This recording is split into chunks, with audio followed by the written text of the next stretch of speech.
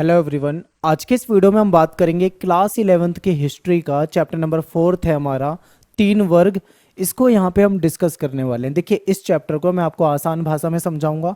बिल्कुल आपको अच्छे तरीके से देखना है, इसको समझना है, और जहाँ से आपके इंपॉर्टेंट क्वेश्चन बनते हैं मैं आपको साथ के साथ बताते हुए चलूंगा। ठीक है, तो आपको वीडियो को ध्यान से देखना है। देखिए, चैप्टर काफ़ी बड़े हैं आपके, इनकी समरी बनाकर मैं आपको करा रहा हूँ, यानी कि चैप्टर को आपको शॉर्ट में करा रहा हूँ। सारी चीज़ें आपको अच्छे से समझ में आएंगी।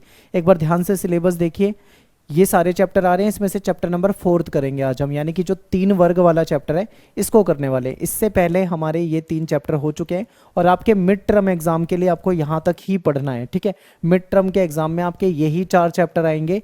अभी मैं ये चारों चैप्टर आपको करा चुका हूँ। इस वीडियो के बाद आपके चारों चैप्टर खत्म हो जाएंगे।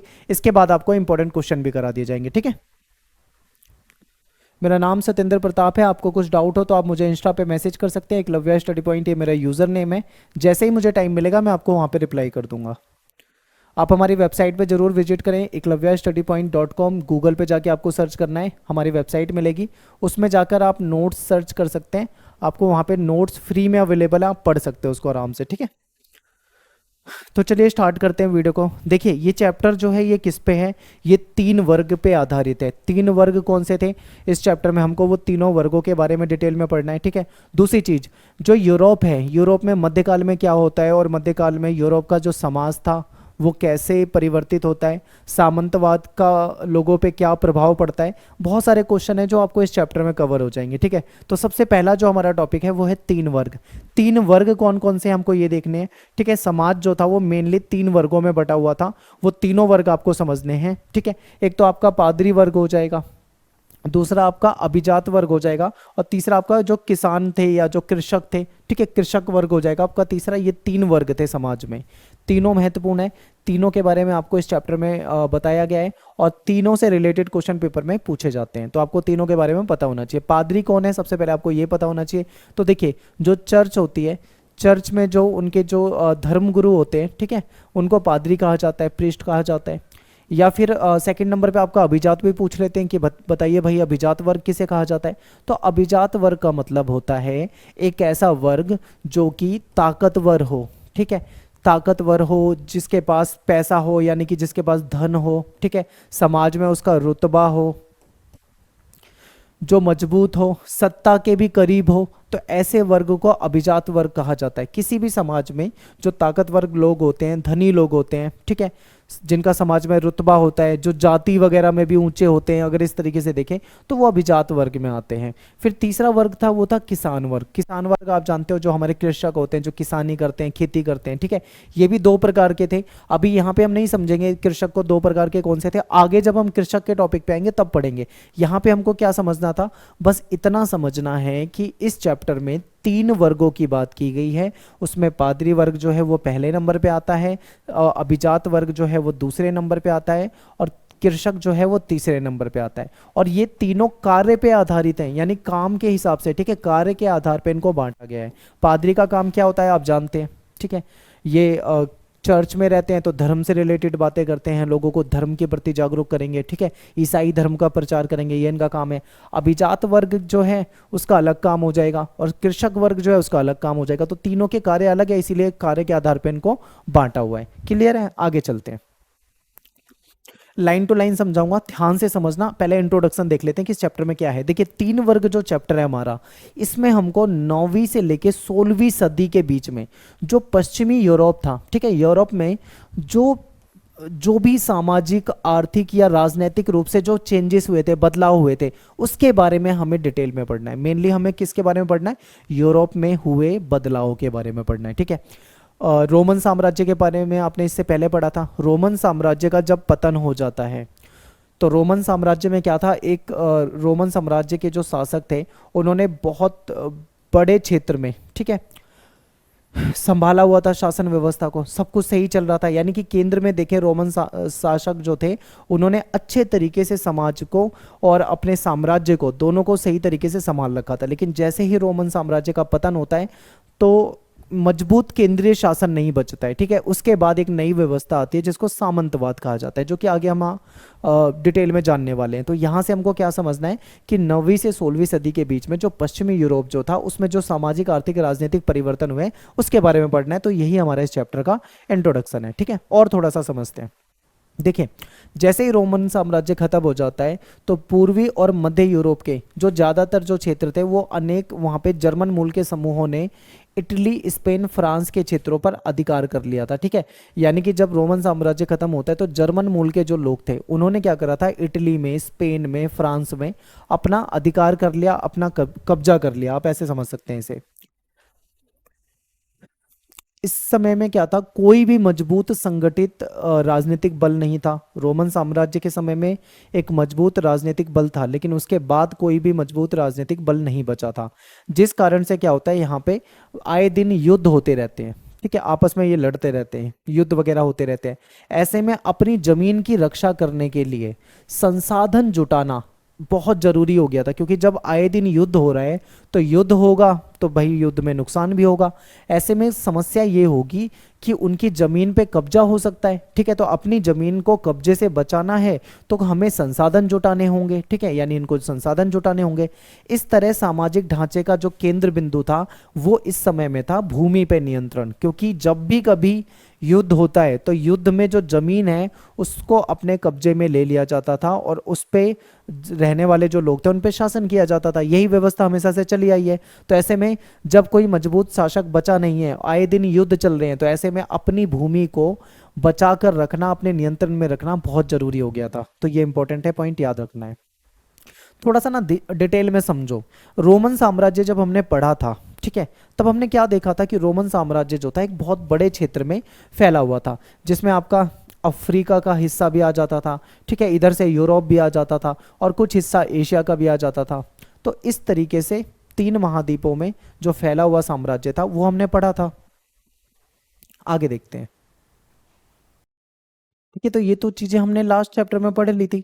अब थोड़ा सा आगे देखते हैं कि जब रोमन साम्राज्य खत्म होता है तो क्या क्या चेंजेस होते हैं। तो देखिए, 4वीं सदी से रोमन साम्राज्य का जो राजकीय धर्म ईसाई धर्म था, ठीक है, क्योंकि आपको पता है, हमने पहले भी पढ़ा था कि यहाँ के लोग जो थे ईसाई धर्म को मानने वाले लोग थे। यूरोप जो है वहाँ पे ज़्यादातर जो जनसंख्या वो ईसाई धर्म को यानी क्रिश्चियनिटी को ही मानती है। ये रोमन साम्राज्य के पतन के बाद भी बचा रहा, यानी जैसे ही रोमन साम्राज्य खत्म होता है उसके बाद भी ईसाई धर्म जो था ये तो बचा ही रहता है, और धीरे धीरे ये मध्य और उत्तरी यूरोप में भी फैलने लगा था। चर्च जो है ये इंपॉर्टेंट है, क्योंकि चर्च का बहुत रोल है, आगे हम पढ़ने वाले हैं। चर्च जो है वो यूरोप में एक मुख्य भूमि धारक और राजनीतिक शक्ति बन गई थी, ठीक है। चर्च के पास क्या होती थी, चर्च के पास बहुत ज़्यादा भूमि होती थी, और सम्राट भी, राजा भी कहीं ना कहीं चर्च के करीब होता था, आगे हम देखेंगे। तो चर्च जो है एक तरह से एक ताकतवर, आप इसको संस्था के रूप में देख सकते हो, ठीक है। लोग भी इसको बहुत मानते थे। आगे देखते हैं क्या होता है। इस अध्याय के केंद्र बिंदु में हम 3 वर्गों को देखेंगे। एक तो है ईसाई पादरी वर्ग जो हमने शुरू में पढ़ा, दूसरा है अभिजात वर्ग जो कि भूमि धारक है, जिसके पास बहुत ज़्यादा जमीन होती है, पैसा होता है, ताकत होती है, रुतबा होता है, ठीक है। तीसरा है कृषक वर्ग जो कि किसान होता है। इन तीनों वर्गों के बीच में जो बदलते हुए रिलेशन है और उसका यूरोप में क्या प्रभाव पड़ा, यूरोप के इतिहास को जब हम पढ़ते हैं तो इनके क्या संबंध थे, उन सारी चीज़ों को हम पढ़ते हैं। ये सब हमें इस चैप्टर में पढ़ना है। अभी तक हमने क्या करा है, इंट्रोडक्शन को अच्छे तरीके से समझा है। अब बात करते हैं सामंतवाद पे। सामंतवाद जो है अपने आप में एक बहुत बड़ा टॉपिक है और आपकी एनसीईआरटी में बहुत कम दे रखा है, तो हम इसको बहुत ज़्यादा बढ़ाकर नहीं देखेंगे, ठीक है, क्योंकि हमारा इसमें टाइम वेस्ट होगा, एग्जाम में आपसे वो उतनी डिटेल में पूछेगा नहीं। लेकिन मैं आपको थोड़ा सा हिंट देने के लिए समझा देता हूँ। सामंतवाद में क्या होता था, एक सबसे ऊपर होता था सम्राट, ठीक है। सम्राट के कुछ नोबल होते थे, कुछ उसके अपने परिवार के लोग या फिर उसके जो करीबी लोग थे, उनको वो कुछ जमीन, कुछ जागीर के रूप में दे देता था। वहाँ पे वो क्या करते थे, अपना वहाँ रहते थे, वहाँ से जो टैक्स मिलता था उस टैक्स को इकट्ठा करते थे, ठीक है। उनको सामंत कहा जाता था, जिनको ये चीज़ें मिली होती थी। ये सामंत क्या करते थे, वहाँ से टैक्स इकट्ठा करते थे, उससे अपनी सेना तैयार करते थे। जब राजा को सेना की जरूरत होती थी तो सम्राट जो था उनसे मांगता था, तो ये उसको सैन्य सहायता करते थे। तो इस तरीके से एक व्यवस्था चली आ रही थी, और सामंतों के नीचे फिर कृषक वगैरह हो जाते थे। इस तरीके से एक व्यवस्था थी जिसको सामंतवाद कहा जाता है। लेकिन हमें यहाँ पे बहुत ज़्यादा डीप नहीं जाना है, मेन मेन चीज़ें समझनी है जो हमारे सिलेबस के अकॉर्डिंग है। देखिए, सामंतवाद को थोड़ा समझे तो इसको इंग्लिश में फ्यूडलिज्म कहा जाता है। ये जो शब्द है ना सामंतवाद, ये जर्मन भाषा का एक फ्यूड शब्द है, उससे बना है। फ्यूड का मतलब क्या होता है? एक भूमि का टुकड़ा, यानी एक जमीन है उसका टुकड़ा जो है उसको फ्यूड कहा जाता है, ठीक है, जर्मन भाषा में। और उसी से ये बना है सामंतवाद। ये एक ऐसे समाज की तरफ इशारा करता है जो मध्य फ्रांस, बाद में इंग्लैंड और दक्षिणी इटली में भी विकसित हुआ। अब ये सामंतवादी जो व्यवस्था है ना, इसकी कोई एक परिभाषा नहीं है। इतिहासकार इसको परिभाषित नहीं कर पाए हैं। क्यों परिभाषित कर नहीं पाए? इसका क्या कारण है? इसका कारण ये भी है क्योंकि ये अलग अलग जगह पे था। इंग्लैंड में भी ये व्यवस्था थी, इटली में भी थी, फ्रांस में भी थी, और बाद में यूरोप के अन्य क्षेत्रों में भी थी। और हर जगह पे इसमें कुछ ना कुछ परिवर्तन भी था। अब इंग्लैंड में अलग तरीके की थोड़ी व्यवस्था है तो दूसरी जगह पे थोड़ी अलग हो सकती है, थोड़ा बहुत मैच भी करता है, थोड़ा बहुत डिफरेंट भी होता है।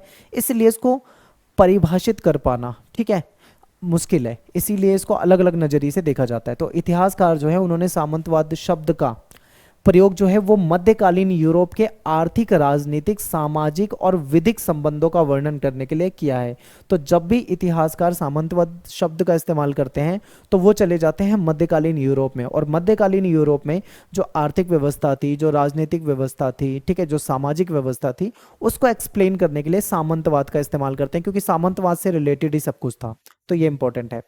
थोड़ा सा और इसको डिटेल में जानते हैं तो हमें ये पता लगेगा कि आर्थिक संदर्भ में अगर हम देखें, ठीक है, सामंतवाद को, तो कृषि उत्पादन की तरफ ये इशारा करता है।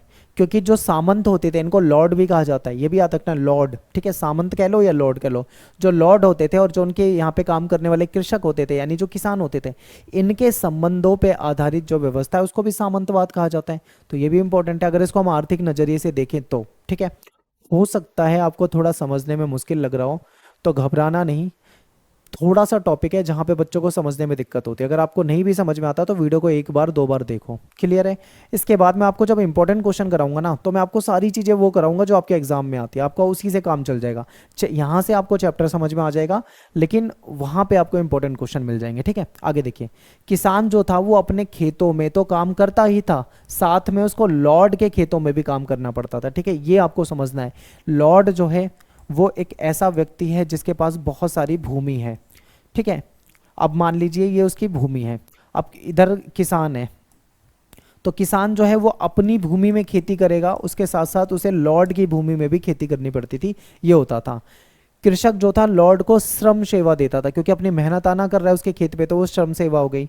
और बदले में उसे क्या मिलेगा, ये इंपॉर्टेंट है। किसान ने तो भाई वहां पे क्या करा, किसान ने लॉर्ड के खेतों में जाके मेहनत करी, काम करा, उसके खेत में खेती करी, उसके बदले में लॉर्ड किसान को क्या देगा, ये इंपॉर्टेंट है। तो लॉर्ड उसके बदले में उन्हें सैनिक सुरक्षा देते थे, ठीक है, क्योंकि लॉर्ड के पास सेना होती थी, कभी अगर उनको कोई दिक्कत समस्या आए तो उनको सुरक्षा दे देते थे। इसके साथ साथ लॉर्ड के किसानों पर व्यापक न्यायिक अधिकार होते थे। लॉर्ड के पास वैसे ही अधिकार होते थे जैसे राजा के पास अधिकार होते हैं, तो राजा के जैसे अधिकार थे उसी प्रकार से ये किसानों पर अपना अधिकार जताते थे। इसलिए सामंतवाद ने जीवन के न केवल आर्थिक बल्कि सामाजिक और राजनीतिक पहलुओं पर भी अधिकार कर लिया था, क्योंकि इसका केवल आर्थिक परिणाम नहीं था बल्कि इसका राजनीतिक और इसका कहीं ना कहीं सामाजिक परिणाम भी था। राजनीतिक कैसे, अब देखो, लॉर्ड जो है किसान के ऊपर है और उसके ऊपर वैसा ही व्यवहार कर रहा है या बर्ताव कर रहा है जिस प्रकार से राज्य करता है, तो एक तरीके से वो राजनीतिक संबंध भी हो गया। तो ये इंपॉर्टेंट था, यही आपको यहाँ पे समझना है। अब थोड़ा सा और समझते हैं, ठीक है। देखिए, जो लॉर्ड है ना उसको आप अमीर वर्ग कह सकते हो, ठीक है, आप उसको अभिजात कह सकते हो। लॉर्ड जो है, अभिजात जो है, इसके पास क्या है, इसके पास सेना भी होती है, ठीक है। किसान जो है वो उससे जुड़ा हुआ है। किसान क्या करता है, अपने खेत पे तो खेती करता ही है, वो लॉर्ड के खेत में भी जाके खेती करता है, ठीक है।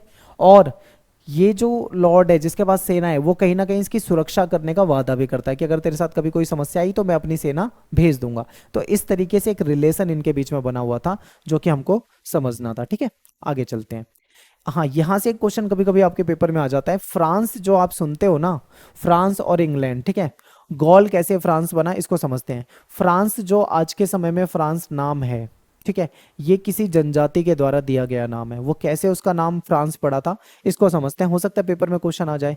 तो पहले आप फ्रांस और इंग्लैंड को देख लो मैप में, ये फ्रांस है और यहाँ पे आपको इंग्लैंड दिख जाएगा। ठीक है, ये यूरोप है, यूरोप के अंदर आपको ये दिखाई दे रहे हैं।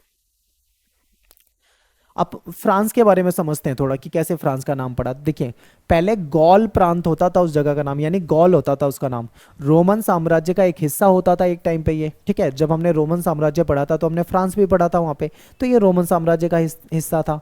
गौल प्रांत में क्या था, पर्वत श्रेणियाँ थी, यहाँ पे खूब सारी नदियाँ थी, यहाँ पे पेड़ पौधे थे, वन थे, कृषि करने के लिए बड़े बड़े खेत होते थे, बड़े बड़े मैदान होते थे। जर्मनी की एक जनजाति थी जिसका नाम था फ्रैंक। ठीक है, फ्रैंक्स। अब इस फ्रैंक जनजाति ने क्या करा, गौल को अपना नाम दिया और फ्रांस बन गया। ठीक है, यानी कि गौल पहले उस जगह का नाम होता था। ठीक है, यूरोप में एक जगह होती थी जिसका नाम होता था गौल, फिर वहां पे एक जनजाति थी जिसका नाम था फ्रैंक, उसने अपना उसको नाम दे दिया। अब गौल को फ्रैंक जनजाति के नाम से ही फ्रांस कहा जाने लगा। ठीक है, और यही फ्रांस जो है फ्रांस भी कहा जाता है, तो इंपॉर्टेंट है, ये याद रखना है। 6ठी सदी से इस प्रदेश में फ्रैंकिस अथवा फ्रांस के जो ईसाई राजा थे उनका शासन रहा है। ठीक है, अब यहाँ पे याद रखना है किसका शासन रहा है फ्रांस में, तो अगर हम बात करें 6ठी सदी से, तो जो फ्रैंकिस हैं यानी कि जो फ्रांस के जो ईसाई राजा हैं उनका यहाँ पे शासन रहा है। ठीक है, फ्रांसीसियों के चर्च के साथ बहुत अच्छे संबंध होते थे, क्योंकि देखो ईसाई धर्म की बात चल रही है तो ईसाई धर्म में चर्च महत्वपूर्ण होती है, और जो फ्रांसीसी थे उनका चर्च के साथ अच्छे संबंध होते थे। पॉप ने राजा शॉलमन को पवित्र रोमन सम्राट की उपाधि दे रखी थी। ठीक है, अब ये पॉप कौन है, ये इंपॉर्टेंट है, याद रखना। पॉप जो है ये पादरी वर्ग में काफ़ी ऊंचा पद होता था। ठीक है, जो कि रोम वगैरह में रहा करते थे। तो जो पॉप है यानी कि इनका संबंध जो था वो राजा के साथ अच्छा था, क्योंकि इन्होंने राजा को पवित्र रोमन सम्राट की उपाधि दी। और राजा सोलमन ने क्या करा, पॉप को समर्थन कर दिया, क्योंकि जब पॉप राजा की एक तरह से मदद कर रहे हैं तो भाई राजा भी पॉप की मदद करेगा, तो उसने उसको समर्थन कर दिया। इसके बाद इनके संबंध जो थे वो बहुत मजबूत हो गए। ठीक है, अच्छे संबंध हो गए, तो ये इंपॉर्टेंट है। आगे देखिए 3 वर्ग, अब यहाँ से हमारा 3 वर्ग स्टार्ट होता है। यहाँ से हमारे 2 क्वेश्चन पूछे जा सकते थे, अभी तक मैंने पढ़ाया। एक तो आपका ये जो गौल प्रांत था जो कि बाद में फ्रांस बना, तो वो कैसे बना, किसने उसको अपना नाम दिया, कौन सी जनजाति ने दिया, वहां पे कौन से राजा का शासन था, छोटे छोटे क्वेश्चन पूछे जा सकते हैं जो अभी ये बताए हैं। अब इसके बाद 3 वर्ग को अलग अलग पढ़ेंगे। हमने 3 वर्ग में क्या देखा था, पादरी था, ठीक है, पहला वर्ग, दूसरे में अभिजात था और तीसरे में कृषक था, ये हमने पढ़ा था अभी। अब हम क्या करेंगे, इनको अलग अलग पढ़ेंगे क्योंकि यहाँ से अलग अलग प्रकार से आपसे क्वेश्चन पूछे जा सकते हैं। तो सबसे पहले हम पढ़ेंगे पहला वर्ग यानी कि पादरी वर्ग।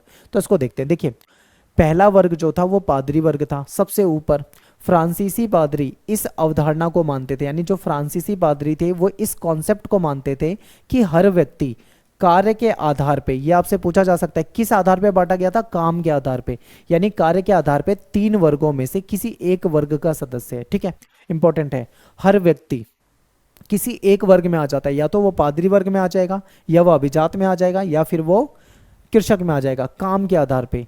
और एक बिशप ने कहा है कि यहाँ वर्ग क्रम में कुछ प्रार्थना करते हैं, दूसरे लड़ते हैं और अन्य कार्य करते हैं। ठीक है, यानी यहाँ पे इन्होंने वर्ग के बारे में बताया।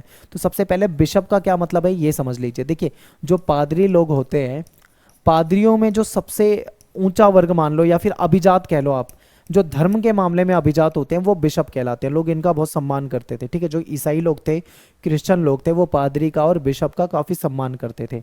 तो इन्होंने क्या कह दिया, इन्होंने बोला कि जो क्रम है ना उसमें से कुछ लोग प्रार्थना करते हैं। प्रार्थना करने वाले कौन से लोग हो जाएंगे, प्रार्थना करने वाले लोग वो लोग हो जाएंगे जो आपके पादरी हो जाएंगे, ठीक है, या बिशप हो जाएंगे, पॉप हो जाएंगे, वो प्रार्थना करते हैं। और कुछ लोग लड़ते हैं, लड़ने का मतलब युद्ध से है, युद्ध करने में वाले में कौन से लोग हो जाएंगे, सेना या सैनिक लोग हो जाएंगे। ठीक है, कुछ लोग अन्य कार्य करते हैं, अन्य कार्य में जैसे खेती हो गई, मजदूरी हो गई, ये काम करते हैं, तो वो तीसरे वर्ग में आ जाएंगे, यानी कि वर्गों में बांटा हुआ है। इस तरह समाज जो है मुख्य रूप से 3 वर्ग में, पादरी, अभिजात और कृषक, इन 3 वर्गों में समाज जो है वो बटा हुआ था। आगे समझते हैं। देखिए, कैथोलिक चर्च के अपने नियम होते थे। कैथोलिक चर्च को ईसाई लोग माना करते थे और इस चर्च के अपने नियम होते थे, क्योंकि देखो हर धर्म की जो संस्था होती है उसके अपने रूल होते हैं, तो ऐसे ही इनके भी रूल थे। चर्च को राजा ने जमीन दे रखी थी।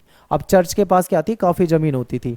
इस भूमि से वे कर इकट्ठा कर सकते थे, यानी कि चर्च को क्या मिली, चर्च को मिली भूमि।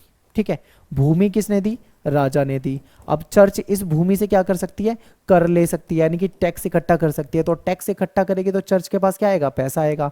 तो इस तरीके से आप ये कह सकते हो कि चर्च जो है एक शक्तिशाली संस्था है, जो कि राजा पर निर्भर नहीं है, क्योंकि इसको पैसा जो मिल रहा है वो कहाँ से मिल रहा है, टैक्स से मिल रहा है, इसलिए ये इंपॉर्टेंट है। पश्चिमी चर्च के जो अध्यक्ष होते थे वो पॉप होते थे। पॉप के बारे में मैंने आपको बताया था ना स्टार्टिंग में, कि जो कि रोम में रहा करते थे। ये काफी सम्मानीय व्यक्ति होते थे, ठीक है, और ईसाई जगत में इनका काफी नाम होता था। यूरोप में ईसाई समाज का मार्गदर्शन जो है वो बिशपों तथा पादरियों के द्वारा किया जाता था। जैसे कि अगर मान लो मैं आपको हिंदू धर्म में बताऊं, सनातन धर्म में, तो हमारा जो धर्म का मार्गदर्शन है वो हमारे जो साधु संत लोग होते हैं वो करते हैं। इसी प्रकार से ईसाई धर्म में जो इनका मार्गदर्शन था वो बिशप लोग करते थे, या फिर इनके जो पादरी हैं वो करते थे। ठीक है, आगे देखते हैं। अधिकतर गांवों में अपने चर्च हुआ करते थे, ज्यादातर गांव के खुद के चर्च होते थे। यहाँ के लोग क्या करते थे, जैसे हम मंदिर में जाते हैं ना, जैसे मंगलवार को हम हनुमान जी के मंदिर में जाते हैं, ठीक है, सोमवार को शिव जी के मंदिर में जाते हैं, बृहस्पतिवार को साईं बाबा के मंदिर में जाते हैं। इसी प्रकार से जो क्रिश्चियन लोग होते हैं ना वो संडे को जाते हैं। कहाँ जाते हैं वो लोग, भाई उनके जो चर्च होता है वहां पे जाते हैं। ठीक है, तो ज्यादातर गांव के अपने चर्च होते थे, और लोग क्या करते थे, संडे के दिन पादरी के धर्म उपदेश को सुनने के लिए, सामूहिक प्रार्थना करने के लिए एक जगह पे इकट्ठा होते थे और चर्च वगैरह में जाते थे। हर व्यक्ति पादरी नहीं बन सकता था, ठीक है, ये इंपॉर्टेंट है। कोई भी व्यक्ति चाहे पादरी बन जाए, ये पॉसिबल नहीं था, हर व्यक्ति नहीं बन सकता था। और जो व्यक्ति डिसाइड करता था कि भाई उसको पादरी बनना है, उसको शादी नहीं करनी। ठीक है, जो व्यक्ति पादरी बनेगा वो कभी शादी नहीं कर सकता। तो ये नियम होते थे और इन नियम का पालन करना पड़ता था। धर्म के क्षेत्र में बिशप जो हैं वो अभिजात माने जाते थे। अब मैंने आपको स्टार्टिंग में बताया था कि ईसाई धर्म में जो धर्म गुरु होते हैं वो पादरी कहलाते हैं। ठीक है, इन्हीं पादरियों में एक ऊंचा जो पद होता है वो बिशप होता है। ठीक है, बिशप होते थे। ये धर्म के मामले में अभिजात होते थे। अभिजात का मतलब धर्म के मामले में एक तरह से आप समझ लो इनका रुतबा होता था, ताकतवर होता था, लोग इनको माना करते थे। बिशपों के पास लॉर्ड की तरह बड़ी बड़ी जागीरें होती थी, जमीनें होती थी, और ये लोग शानदार महलों में रहा करते थे। चर्च को एक वर्ष के अंतराल में कृषक से उसकी उपज का 10वां भाग लेने का अधिकार था। ठीक है, जो किसान लोग होते थे उनकी जो फसल होती थी उस फसल पे टैक्स लगता था। ठीक है, टैक्स लगता था।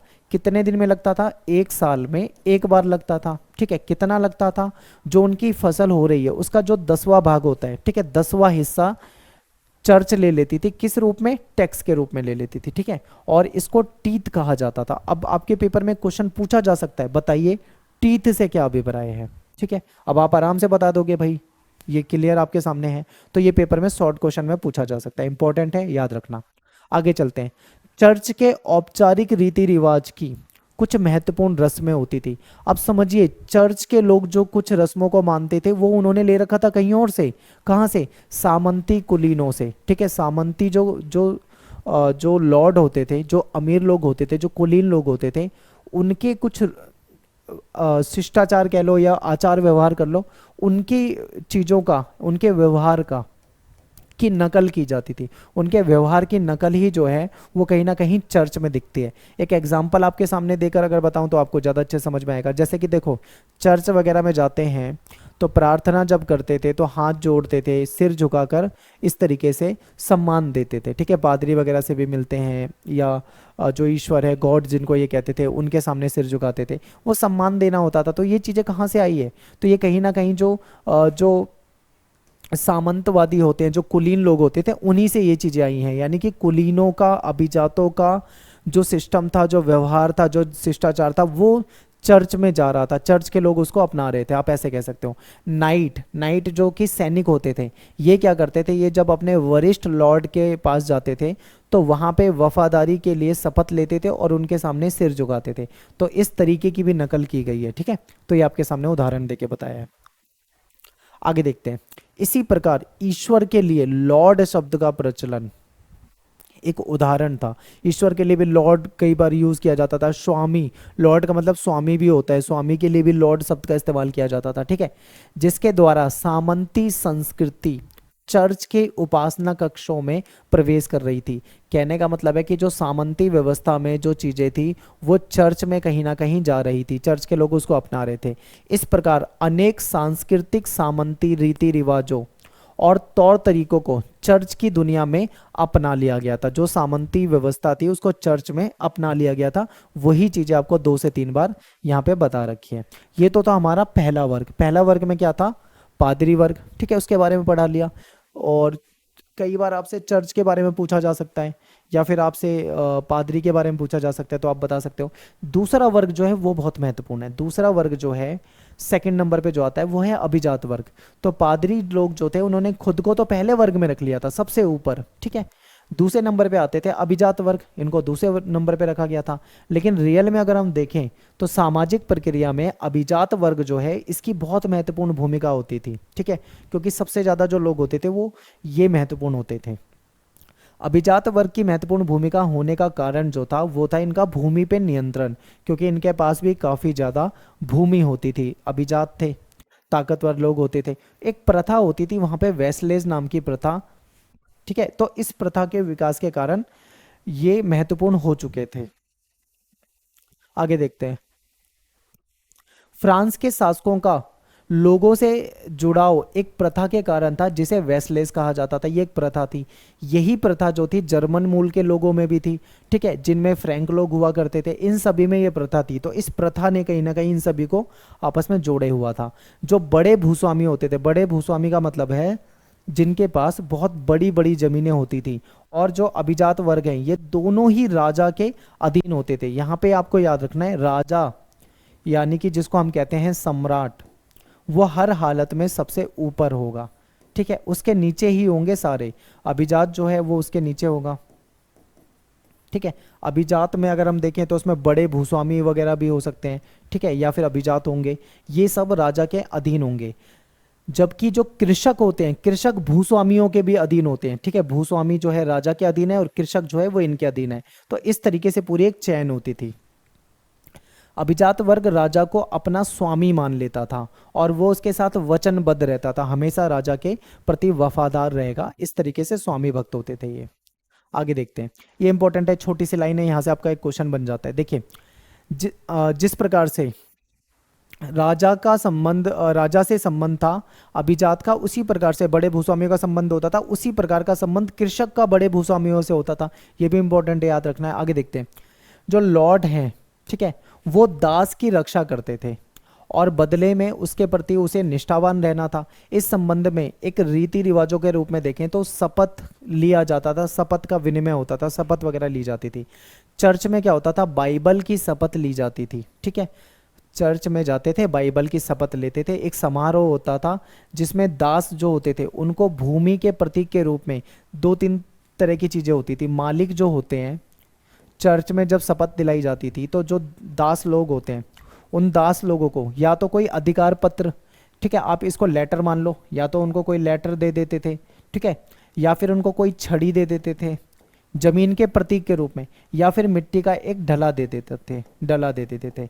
इस तरीके से ये चीजें इनको प्रोवाइड की जाती थी, ठीक है, शपथ ली जाती थी जमीन के प्रतीक के रूप में कि भाई ये चीज हम आपको दे रहे हैं। तो ये प्रथा थी, एक कस्टम था, एक रीति रिवाज था यहाँ पे। आगे देखो, अभिजात वर्ग की समाज में एक विशेष हैसियत होती थी। मैंने आपको स्टार्टिंग में ही बताया था, अभिजात वर्ग ताकतवर होता है, समाज में उसका रुतबा होता है, पैसा होता है, धन होता है, सब होता है उसके पास। तो अभिजात वर्ग जो है समाज में एक विशेष इसकी हैसियत होती है। उनका अपनी संपदा पर स्थायी तौर पे पूरी तरीके से नियंत्रण होता था। जो उनकी संपत्ति पूरे उनके कंट्रोल में होती थी।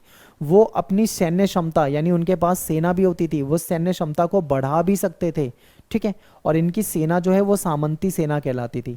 ये खुद के न्यायालय भी लगा सकते थे, यानी अदालत लगा सकते थे। आप सोचो कितनी ज्यादा इनके पास पावर होती थी। हालांकि ये राजा के अंडर ही होते थे, राजा इनसे भी ज्यादा पावरफुल है, ये याद रखना। और यहां तक कि अपनी मुद्रा भी चाहे तो चला सकते थे, अपनी खुद की करेंसी चला सकते हैं, सिक्के चलवा दें, नोट चलवा दें, जो इनको चलवाना है चलवा सकते थे। इनके पास क्या होती थी? इतनी पावर होती थी। ये अपनी भूमि पर, ठीक है, बसे सभी व्यक्तियों के मालिक होते थे। यानी कि जो अभिजात वर्ग की भूमि जो होती थी उस पर जितने भी लोग रहते हैं, चाहे वो कृषक हो, मजदूर हो, जो भी हो, उन सभी के मालिक होते थे ये। ये विस्तृत क्षेत्रों के स्वामी होते थे, क्योंकि इनके पास जो जमीनें होती थी बहुत बड़ी बड़ी होती थी, और इनके उसमें इनके खुद के निजी खेत होते थे, खुद के चरागाह होते थे। इनके जो टेनेंट होते हैं, यानी कि इनके किराएदार कृषक, किराएदार कृषक कौन होते हैं? जो इनकी जमीन पर जुताई करते हैं, ठीक है, खेती करते हैं, वो लोग होते थे। इनका घर जो होता है वो मेनर कहलाता था। पेपर में क्वेश्चन आया हुआ है, इंपॉर्टेंट है। मेनर क्या होता है भाई? मेनर जो होता है वो घर होता है। किसका घर होता है?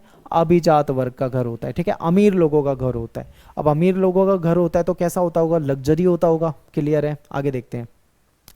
इनकी व्यक्तिगत भूमि कृषकों के द्वारा जोती जाती थी, क्योंकि भाई अमीर आदमी है तो खुद तो अपनी भूमि को जोतेंगे नहीं, किसके द्वारा करवाएंगे? कहीं ना कहीं कृषक या किसानों के द्वारा करवाएंगे। इनको जरूरत पड़ने पर युद्ध के समय पैदल सैनिक के रूप में कार्य करना पड़ता था, ये जो कृषक वगैरह होते थे, और साथ ही साथ अपने खेतों पर काम भी करना पड़ता था। ये जो किसान होते थे ये क्या करते थे? अपने खेतों में काम करते थे, लेकिन कभी मान लो कोई युद्ध हो जाए, राजा बोले कि भाई इनसे कि मुझे सेना चाहिए, तो वो इनको भी अपनी सेना में, ठीक है, युद्ध के समय अपनी सेना में इन किसानों को शामिल कर लेते थे। तो ये होता था। तो ये हो गया। अब बात करते हैं मेनर की जागीर, ठीक है, इंपॉर्टेंट है, इसको समझते हैं। लॉर्ड के पास अपना मेनर भवन होता था, मेनर मतलब बड़ा सा घर होता था, ठीक है, और वह गांवों पे नियंत्रण रखता था। लॉर्ड के पास कई सारे गांव होते थे, उस पर कंट्रोल होता था। लॉर्ड कई सारे गांवों के मालिक होते थे, उन गांवों से ये टैक्स भी लेते थे, ये भी याद रखना है। किसी छोटे मेनर, मान लो कोई छोटा मेनर है, उसकी जागीर की बात करें तो छोटे मेनर में, यानी छोटा कोई घर है, उसके अंदर भी बहुत सारे दर्जन भर और कभी कभी 50 से 60 परिवार तक वहां पे रहते थे। रोजाना के जो उपभोग का काम आने वाली वस्तु थी, यानी जो डेली लाइफ में यूज की जाने वाली वस्तु है, ठीक है, डेली लाइफ में हम जो भी यूज करते हैं, वो सारी की सारी वस्तु जो थी जागीर में आराम से मिल जाती थी। अनाज खेतों में उगाए जाते थे। लोहार और बढ़ई लॉर्ड के औजारों की देखभाल करते थे, हथियारों की मरम्मत करते थे। तो इस तरीके से लॉर्ड का पूरी तरीके से आप ये लगा लो राजा जैसा ही महत्व होता था, ठीक है, सामंतों का। राजमिस्त्री जो थे वो क्या करते थे? राजमिस्त्री का काम घर बनाना होता है, तो वो उनकी इमारतों की देखभाल करते थे, उनकी मरम्मत करते थे। औरतों का क्या काम था? औरतें जो थी वो वस्त्र बनाती थी, कपड़े बनाती थी। बच्चे जो होते थे वो वहाँ पे बच्चे भी काम करते थे, जो उनकी मदिरा संपीडक है, जहाँ शराब वगैरह बनाई जाती है, वहाँ पे बच्चे काम करते थे। जागीरों में बड़े और घने जंगल होते थे, ठीक है, वहाँ पे लॉर्ड जो थे वो शिकार करते थे।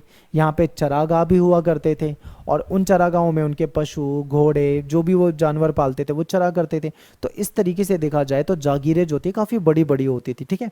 लॉर्ड जो थे काफ़ी अमीर होते थे, उनके पास बहुत ज़मीनें होती थी, बड़े बड़े गांवों पे उनका कंट्रोल होता था, कई कई गांवों में उनका कंट्रोल होता था, नियंत्रण होता था। तो ये जो लॉर्ड है, सेकंड जो नंबर पे आता है, अभिजात वर्ग, ये इंपॉर्टेंट है। आगे देखिए, यहाँ पर क्या होता था, इनकी जहाँ पे भी ये रहते थे वहाँ पे इनकी खुद की एक चर्च होती थी। सुरक्षा के लिए यहाँ पे दुर्ग होते थे, दुर्ग का मतलब यहाँ पे किले होते थे जो सुरक्षा कर सकें, ठीक है। 13वीं सदी से कुछ दुर्ग जो है उसको और ज़्यादा बड़ा विशाल बनाया जाने लगा था, और ये नाइट के परिवार के निवास स्थल होते थे। नाइट का जो परिवार होता था वो इन दुर्गों में रहा करता था। अब एक इंपॉर्टेंट क्वेश्चन है, आपके पेपर में नाइट पूछ लिया जाता है, तो नाइट क्या होता था? नाइट जो है सैनिक वर्ग होते थे, ठीक है, नाइट जो है सैनिक वर्ग होते थे। पहले इनको दुर्गों के बारे में नहीं पता था, बाद में इनको ये चीजें पता लगी थी, दुर्ग वगैरह बनाए जाते थे। तो आपके पेपर में नाइट क्वेश्चन पूछा जाता है नाइट के बारे में, ठीक है। आगे देखो, मेनर कभी भी आत्मनिर्भर नहीं हो सकते थे। मेनर क्या है? मेनर भवन है, घर है, ठीक है। किसका घर है भाई? तो अभी हमने क्या पढ़ा था, ये जो बड़े बड़े अभिजात लोग होते हैं, लॉर्ड होते हैं, इनका घर होता था। मेनर कभी भी आत्मनिर्भर नहीं हो सकता था। क्यों नहीं हो सकता था? देखो, क्योंकि मेनर में चीज़ों की जरूरत पड़ती थी, जैसे नमक हो गया, चक्की का पार्ट हो गया, ठीक है, धातु के बर्तन हो गए, इन सब चीज़ों की जरूरत पड़ती थी इनको। और ये सारी चीज़ें वहाँ तो मिलती नहीं थी, ये तो इनको बाहर से लेनी पड़ती थी। जब कोई चीज़ बाहर से लेकर ही इनका काम चल रहा है तो उसका मतलब वो आत्मनिर्भर नहीं है पूरी तरीके से। ऐसे लॉर्ड जो विलासी जीवन बिताना चाहते थे, विलासी का मतलब होता है लग्जरी लाइफ, यानी ऐसे लॉर्ड जो चाहते हैं एक लग्जरी लाइफ जीना, बहुत अच्छी लाइफ जीना चाहते थे, ठीक है, और महंगे साजो सामान खरीदते थे, महंगे महंगे वाद्य यंत्र खरीदते थे। महंगे महंगे आभूषण खरीदना चाहते थे, ठीक है, उनको स्थानीय जगह पे वो चीज़ें लोकल लेवल पे उपलब्ध नहीं होती थी। वो चीज़ें उनको क्या करना पड़ता था, दूर के स्थान से दूसरे स्थानों से मंगाना पड़ता था। तो इस तरीके से हम कह सकते हैं कि मेनर जो होती है, ये जो भवन होते थे जहाँ पे बहुत सारे लोग रहते थे, वो कभी भी आत्मनिर्भर नहीं होते थे, क्योंकि उनको बहुत सारी चीज़ों की ज़रूरत होती थी और वो सारी चीज़ें उनको बाहर से मंगानी पड़ती थी, ठीक है। नाइट, यहां से आपके पेपर में क्वेश्चन आता है, याद रखना। नाइट कौन होते हैं भाई, नाइट जो होते हैं वो सैनिक होते हैं, ठीक है। क्योंकि देखो युद्ध होते रहते थे तो छोटी मोटी सेना से काम चलना नहीं था, किसानों को भी सेना बना देते थे, सैनिक बना देते थे, उससे भी काम नहीं चलना था। एक प्रोफेशनल सेना उनके पास होनी चाहिए थी जो पूरे दिन अपना यही काम करे, ठीक है। आगे देखो, यूरोप में अगर हम बात करें 9वीं सदी की, तो यहाँ पे स्थानीय युद्ध जो थे वो होते रहते थे, और इन युद्धों के कारण, ठीक है, कृषक सैनिक जो थे वो काफी नहीं थे। इतने सारे युद्ध हो रहे हैं तो उसमें खाली किसान वाले सैनिकों से काम नहीं चलेगा, उसमें कुशल अश्व सेना की जरूरत थी। और कुशल अश्व सेना की जरूरत जब पड़ती थी तो इसकी वजह से डिमांड जब हुई तो एक नए वर्ग का बढ़ावा मिला। वो नया वर्ग जो था वो नाइट्स कहलाता था, ठीक है। लॉर्ड जो होते थे उसी प्रकार से संबंधित थे जिस प्रकार लॉर्ड का राजा से संबंध था। आप समझिए, राजा जो है वो सबसे ऊपर है, राजा से कौन संबंधित है, लॉर्ड, ठीक है। इन दोनों के बीच में जो रिलेशन है वैसा ही रिलेशन नाइट का लॉर्ड के साथ है, ठीक है। नाइट यानी सेना का, ठीक है। ये इसके प्रति वफादार हैं, ये इसके प्रति वफादार हैं, तो ये सिस्टम होता था। तो नाइट आपसे पेपर में पूछा जा सकता है, इंपॉर्टेंट है। आगे देखते हैं, लॉर्ड ने नाइट को भूमि का एक भाग दिया था, ठीक है। लॉर्ड जो होते थे वो नाइट को भूमि का एक भाग देते थे, जमीन देते थे, उसको फीफ कहा जाता था। तो अब आपके पेपर में क्वेश्चन आ सकता है, देखो एक फीफ था और एक टीथ टीथ था, ऐसे कुछ पढ़ा था ना हमने, इन दोनों के बारे में आपसे पेपर में पूछा जा सकता है। और उसकी रक्षा का वचन देता था। फीफ जो होता है, मान लो किसी नाइट को, किसी व्यक्ति को, किसी सैनिक को फीफ नाम की जगह मिल गई, ठीक है, तो वो उसको अपने उत्तराधिकार में भी दे सकता है, यानी वो सैनिक अपने बच्चे को भी वो दे सकता है। ये 1000 से 2000 एकड़ या उससे भी ज्यादा हो सकती है, ठीक है। इसमें नाइट और उसके परिवार के लिए एक पंचक्की होती है, मदिरा संपीडक होती है, शराब वगैरह वहाँ बनाई जाती है। उसके अलावा उसके परिवार के लिए घर भी होता है, वहाँ पे रह सकते हैं, चर्च भी होती है, और उस पर निर्भर जो व्यक्ति हैं उनके रहने की व्यवस्था होती है। तो ये जो फीस है ये इंपॉर्टेंट है, नाइट को दी जाती है, किसके द्वारा दी जाती है, लॉर्ड के द्वारा दी जाती है। बहुत बड़ी जमीन होती है, सोचो 1000 से 2000 एकड़ अपने आप में बहुत बड़ी जमीन है। तो यहाँ पे क्या है, यहाँ पे अपनी इनकी चर्च भी होती है, यहाँ पे मदिरा संपीडक भी है, यहाँ पे पंचक्की भी है, ठीक है, यहाँ पे रहने की जगह भी है, यहाँ पे सारी व्यवस्था जो है उनको यहाँ पे मिल जाती है। तो नाइट जो है इंपॉर्टेंट है। आगे देखते हैं, सामंती मेनर, ठीक है। सामंती मेनर की तरह फीफ की जो भूमि है उसको भी कृषक ही जोतते थे, क्योंकि भाई नाइट जो है सैनिक है, उनके पास इतना टाइम नहीं है, उनका सेना से रिलेटेड काम है, तो उनकी जो जमीन है उसको कौन जोतेगा, उनको भी कृषक ही जोतेंगे। बदले में नाइट जो है अपने लॉर्ड को एक निश्चित रकम भी देता था, क्योंकि उसने उसको जमीन दे रखी है तो भाई एक रकम भी देगा।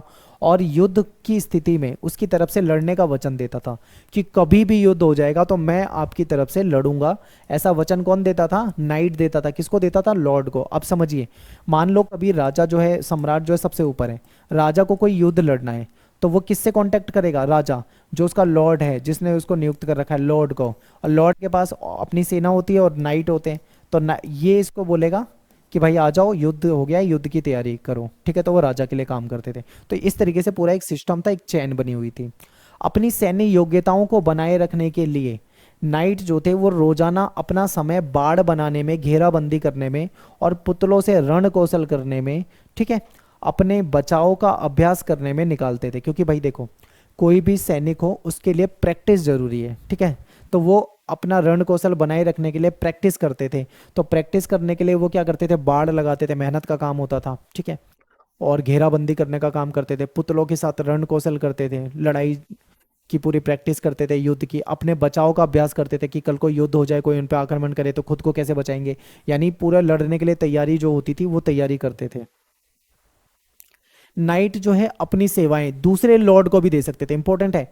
मान लो कोई लॉर्ड है, उसने उसको फीफ दी है, जमीन दी है, ठीक है, उसके साथ वो रह रहा है, ठीक है। अगर नाइट चाहे तो वो किसी दूसरे लॉर्ड को भी अपनी सेवा दे सकता था, लेकिन ज़्यादातर क्या होता था, सबसे पहले उसकी जो निष्ठा होती थी वो अपने लॉर्ड के साथ होती थी, जिसके साथ वो जुड़ा हुआ है।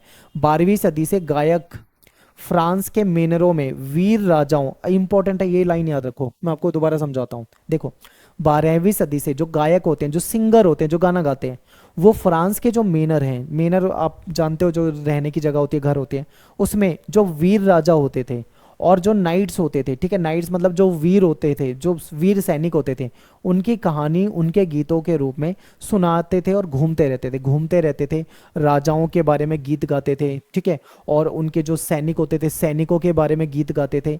ये ऐतिहासिक तो थे ही थोड़े बहुत, लेकिन कुछ काल्पनिक भी होते थे, यानी कहीं कहीं पे बढ़ा चढ़ा कर भी गीत लिख दिया करते थे, ठीक है।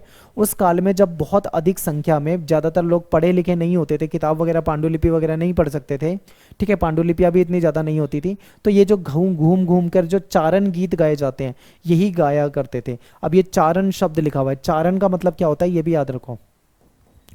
चारण का मतलब, यहाँ पे चारण गीत ऐसे गीत होते हैं जो किसी राजा या किसी सैनिक या किसी की वीरता के बारे में गाया जाता है, ठीक है, उसमें वीरता के गुण गाए जाते हैं, और वो काल्पनिक भी हो सकता है, ठीक है, काल्पनिक भी हो सकता है। जैसे आप पृथ्वीराज चौहान के बारे में भी आप देखोगे, उसका जो उसका दोस्त जो था जिसने लिखा था, चंद बरदाई ने, उसने भी काफ़ी ज़्यादा उसके बारे में गीत लिख रखे हैं, ठीक है, कुछ तो काल्पनिक भी कहे जाते हैं। तो वो चारण गीत वही होते हैं, तारीफ में लिखे हुए गीत, जिसमें वीरता का, शौर्य का वर्णन किया जाता है, कई जगह पे बहुत ज़्यादा बढ़ा चढ़ा कर भी लिख दिया जाता है। एक वर्ग और था, भिक्षु वर्ग। अब पादरी वर्ग तो हमने पढ़ा, पादरी में बिशप भी होते थे जो बहुत ऊपर माने जाते थे, पॉप भी होते थे, ठीक है, जो रोम में रहते थे, ये सब तो हमने पढ़ लिया था। एक भिक्षु वर्ग भी है जो पादरियों से थोड़ा अलग है, ये एक अलग जगह पे रहता है, ठीक है, दुनिया की भीड़ से अलग जगह पे रहता है, जिसको मठ कहा जाता है, एबे कहा जाता है, ठीक है। इन भिक्षुओं के बारे में जानते हैं। देखिए, चर्च के अलावा कुछ विशेष श्रद्धालु ईसाइयों की एक दूसरी तरह की भी संस्था थी। अब ये दूसरी तरह की संस्था कौन है? ये भिक्षु कहलाते हैं। कुछ अत्यधिक धार्मिक व्यक्ति, ठीक है, कुछ धार्मिक व्यक्ति थे जो पादरियों के विपरीत लोगों के बीच में, नगरों और गांवों में रहते थे, एकांत जीवन जीना पसंद करते थे। देखिए, पादरी जो है वो लोगों के बीच में आपको मिल जाएंगे, लेकिन ये लोग जो हैं, जो भिक्षु लोग हैं या उनसे अलग रहते हैं, एकांत जीवन जीना पसंद करते हैं, लोगों के बीच में नहीं रहेंगे पादरी की तरह। ये धार्मिक समुदायों में रहते थे, यानी इनके जैसे लोग रहते थे, इसको कहा जाता था एबे, एबी, ठीक है, या फिर इसको मोनेस्ट्री या फिर मठ भी कह सकते हैं। ये एबे में रहा करते थे। यहाँ पे मठ, आप इसको एक तरह से, मैं और सिंपल शब्दों में समझाऊं, मान लीजिए ये इनका आश्रम है, आश्रम में रहते हैं ये सारे भिक्षु लोग, ठीक है। कौन से धर्म से रिलेटेड है? ईसाई धर्म से रिलेटेड है। तो ये लोग थे, ये मनुष्य की आम आबादी से दूर रहते, जहाँ पे आम लोग रहते थे वहाँ नहीं रहते थे, उनसे दूर रहा करते थे ये लोग, ठीक है। अब देखो, दो सबसे अधिक प्रसिद्ध मठ हैं, इसके बारे में आपके पेपर में शॉर्ट क्वेश्चन पूछा जा सकता है। कौन से मठ हैं वो? 529 में एक इटली में मठ बनाया गया था जिसको बोला जाता था सेंट बेनेडिक्ट। आप मेरे पीछे एक बार इमेज को ध्यान से देखो, ठीक है, इस तरीके की वो थी। दूसरा जो था वो 910 में बरगंडी में बनाया गया था जिसको क्लूनी कहा जाता था, ठीक है। ये दो जो मठ है इसको आपको याद रखना है, इसको एबे भी कह सकते हो आप। भिक्षु जो होते थे वो अपना सारा जीवन किस में बिता देते थे? अपना सारा जीवन, पूरा समय प्रार्थना करने में, ईश्वर की प्रार्थना करने में, पढ़ाई करने में, अध्ययन करने में, कृषि करने में, ठीक है, इन सब चीज़ों में अपना पूरा जीवन बिता देते थे। इसका ये व्रत लेते थे, व्रत मतलब वचन लेते थे कि भाई मैं भिक्षु बन रहा हूँ, अब मैं मठ में रहूँगा, पूरी जिंदगी अपना पूरा जीवन प्रार्थना करने में बिता दूंगा, अध्ययन करूंगा, कृषि करूंगा, ये काम करूंगा। ये शादी नहीं करते थे, जैसे पादरी शादी नहीं करते ऐसे ये लोग भी शादी नहीं करते, ठीक है। आगे देखो, पादरी कार्य के विपरीत भिक्षु की जिंदगी पुरुष और स्त्री दोनों अपना सकते थे, ये इंपॉर्टेंट है, ठीक है। भिक्षु जो है ना वो दोनों बन सकते हैं, चाहे मेल हो चाहे फीमेल हो, यानी महिला पुरुष दोनों ही भिक्षु बन सकते हैं। ऐसे पुरुष लोग जो भिक्षु बनते थे उनको मॉन्क कहा जाता था। फीमेल यानी महिला जब भिक्षु बन जाती थी उसको नन कहा जाता था, ठीक है। पुरुष भिक्षु बने तो उसको क्या कहेंगे? हम मॉन्क कहेंगे। महिला भिक्षु बन जाए तो क्या कहेंगे? स्त्री बन जाए तो उसको नन कहेंगे। कुछ आबे, एबे कह लो, इसको छोड़कर ज्यादातर में एक ही लिंग के व्यक्ति रहते थे, इंपॉर्टेंट है। कुछ ऐसे एबे हो सकते हैं जहाँ पे दोनों रहते हो, महिला पुरुष, लेकिन ज्यादातर जो जो एबे होते थे या मठ होते थे उसमें एक ही लिंग के लोग रहते थे। कहने का मतलब है जैसे मान लो कोई मठ है, अगर वहाँ पे पुरुष रहते हैं, मेल रहते हैं, तो सारे के सारे उसमें मेल ही रहेंगे, वहाँ फीमेल नहीं रह सकती। ठीक है, मान लो कोई दूसरा मठ है, वहाँ पे फीमेल रहती है, तो वो केवल और केवल फीमेल का होगा। ठीक है, जैसे स्कूल नहीं होते हमारे यहाँ पे, कुछ स्कूल ऐसे होते हैं जहाँ पे लड़के ही पढ़ते हैं, लड़कियां नहीं पढ़ती। शिफ्टों में होते हैं, जैसे दिल्ली में है तो एक शिफ्ट होती है उसमें लड़के ही पढ़ते हैं, फिर सुबह की दूसरी शिफ्ट होती है उसमें लड़कियां ही पढ़ती हैं, लड़के वाले में लड़की नहीं पढ़ती, लड़की वाले में लड़के नहीं पढ़ते। इसी तरीके से इनका मठ होता था, लड़के जिसमें मेल रहते थे उसमें मेल ही रहते थे, जिसमें फीमेल है उसमें फीमेल ही रहती थी। पुरुष और महिलाओं के लिए अलग अलग एबे होते थे। ठीक है, पादरियों की तरह भिक्षु और भिक्षुणियां भी विवाह नहीं कर सकते थे। जिस तरीके से पादरी विवाह नहीं करते थे, उसी तरीके से ये लोग भी विवाह नहीं कर सकते थे। 13वीं सदी से भिक्षुओं के कुछ समूह थे जो थोड़े और अलग निकल गए, जिनको फ्रायर कहा जाता था। इन्होंने मठ में ना रहने का निर्णय किया। इन्होंने बोला भाई हम तो मठ में नहीं रहेंगे।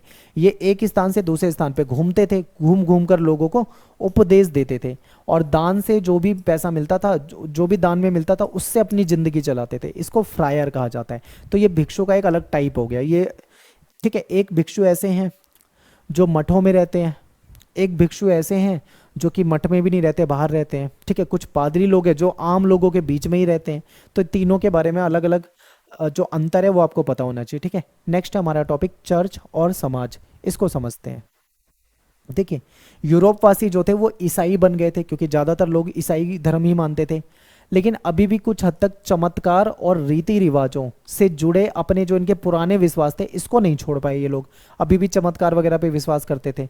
4वीं सदी से ही क्रिसमस और ईस्टर, ये दोनों जो हैं ये महत्वपूर्ण तिथियां बन चुके थे कैलेंडर में, क्योंकि क्रिसमस और ईस्टर को ये मनाया करते थे। जो 25 दिसंबर होता है, आपको पता है, ईसा मसीह का जन्मदिन मनाते हैं। पूरी दुनिया में क्रिसमस मनाया जाता है। ठीक है, ये इंपॉर्टेंट था। दूसरा क्या है, ईस्टर। ईस्टर का मतलब क्या होता है, जिस दिन ईसा को शूलारोपण और उनको पुनर्जीवित होने का प्रतीक है, यानी उनको जब उस पर टांग दिया गया था शूली पे, ठीक है, उससे और उनके पुनर्जीवित होने का एक तरह से प्रतीक है। तो ये मनाया जाता था यहाँ पे ईसाइयों के यहाँ पे। ठीक है, आगे देखो, काम से दबे हुए कुछ किसान, मान लो ऐसे लोग जो बेचारे पूरे साल मेहनत करते थे, ठीक है, पूरे साल किसानी खेती करते थे, उनके लिए ये दिन सुकून वाला दिन होता था। वो इन दिनों का स्वागत करते थे। क्यों करते थे? क्योंकि भाई इन दिनों इनको मिलती थी छुट्टी, क्योंकि इन दिनों में ये कोई काम नहीं करते थे, छुट्टी मिलती थी। वैसे तो ये दिन प्रार्थना करने के लिए था, लेकिन ज़्यादातर लोग क्या करते थे इन दिनों में, ठीक है, मौज मस्ती करते थे, क्योंकि उनको छुट्टी मिलती है। अब आप देखो, पूरे हफ्ते आप स्कूल जाते हो, संडे को आपको छुट्टी मिलती है, संडे को आपको सुकून मिलता है ना। इसी तरीके से इनको, तो कुछ लोग उन दिनों मौज मस्ती करते थे, दावत में जाते थे, ठीक है, कुछ लोग तीर्थ यात्रा करते थे। ईसाइयों के जीवन का तीर्थ यात्रा एक महत्वपूर्ण हिस्सा था।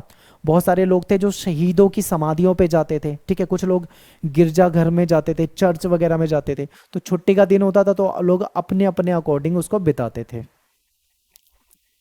तीसरा वर्ग जो है वो है किसान वर्ग।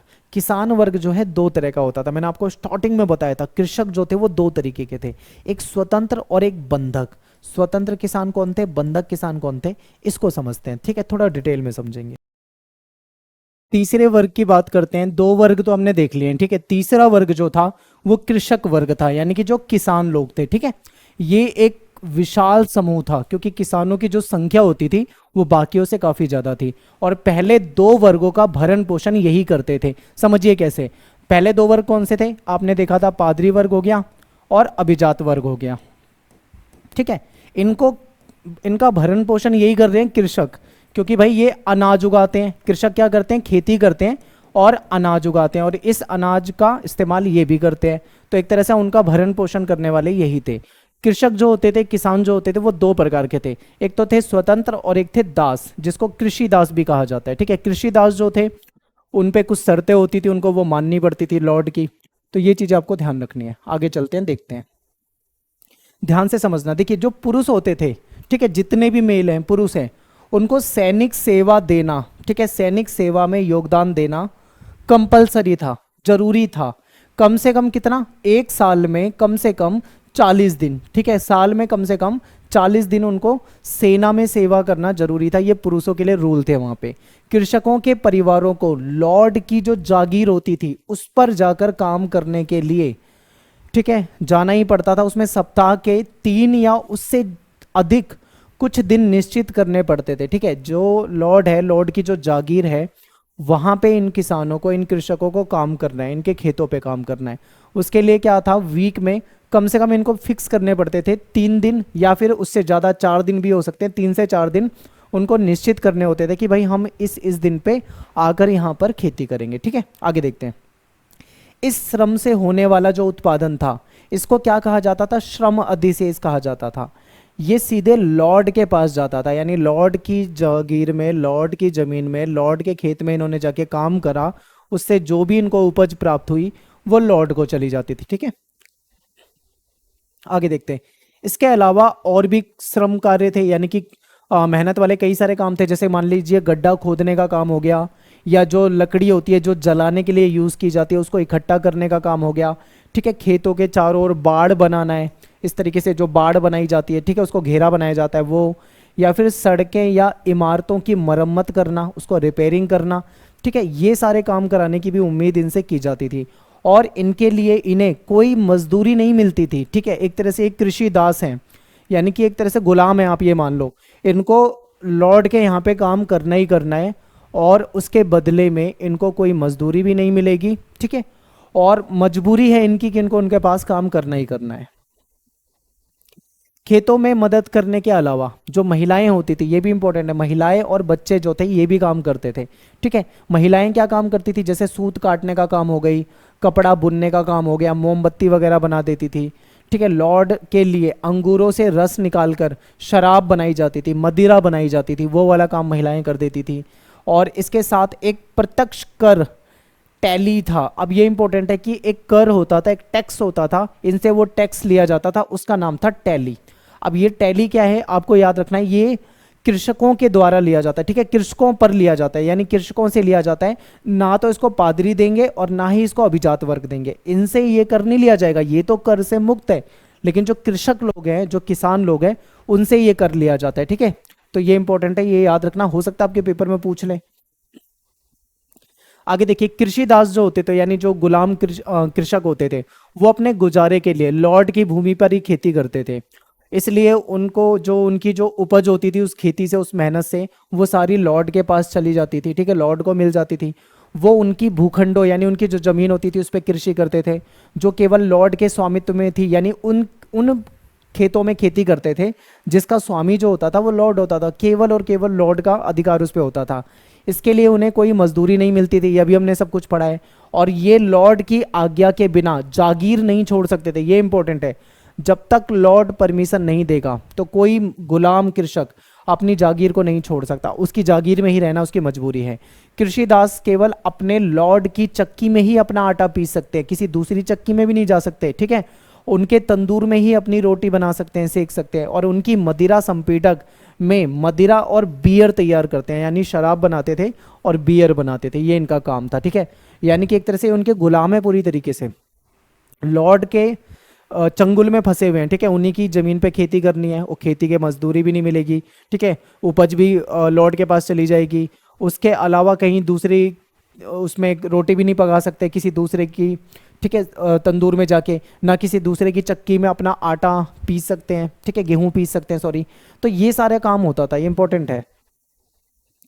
लॉर्ड ये तय करता था कि कृषिदास जो है उसको किसके साथ विवाह करना चाहिए, या ठीक है, कृषिदास की पसंद हो मान लो कोई, और अगर लॉर्ड को लगता है हाँ इसके साथ इसकी शादी करा देनी चाहिए, तो वो उसको अपना आशीर्वाद भी दे सकते थे, ठीक है। लॉर्ड तय करता था कि वो किसके साथ उसको शादी करनी चाहिए, ये भी इंपॉर्टेंट लाइन है, तो ये आपको याद रखना है।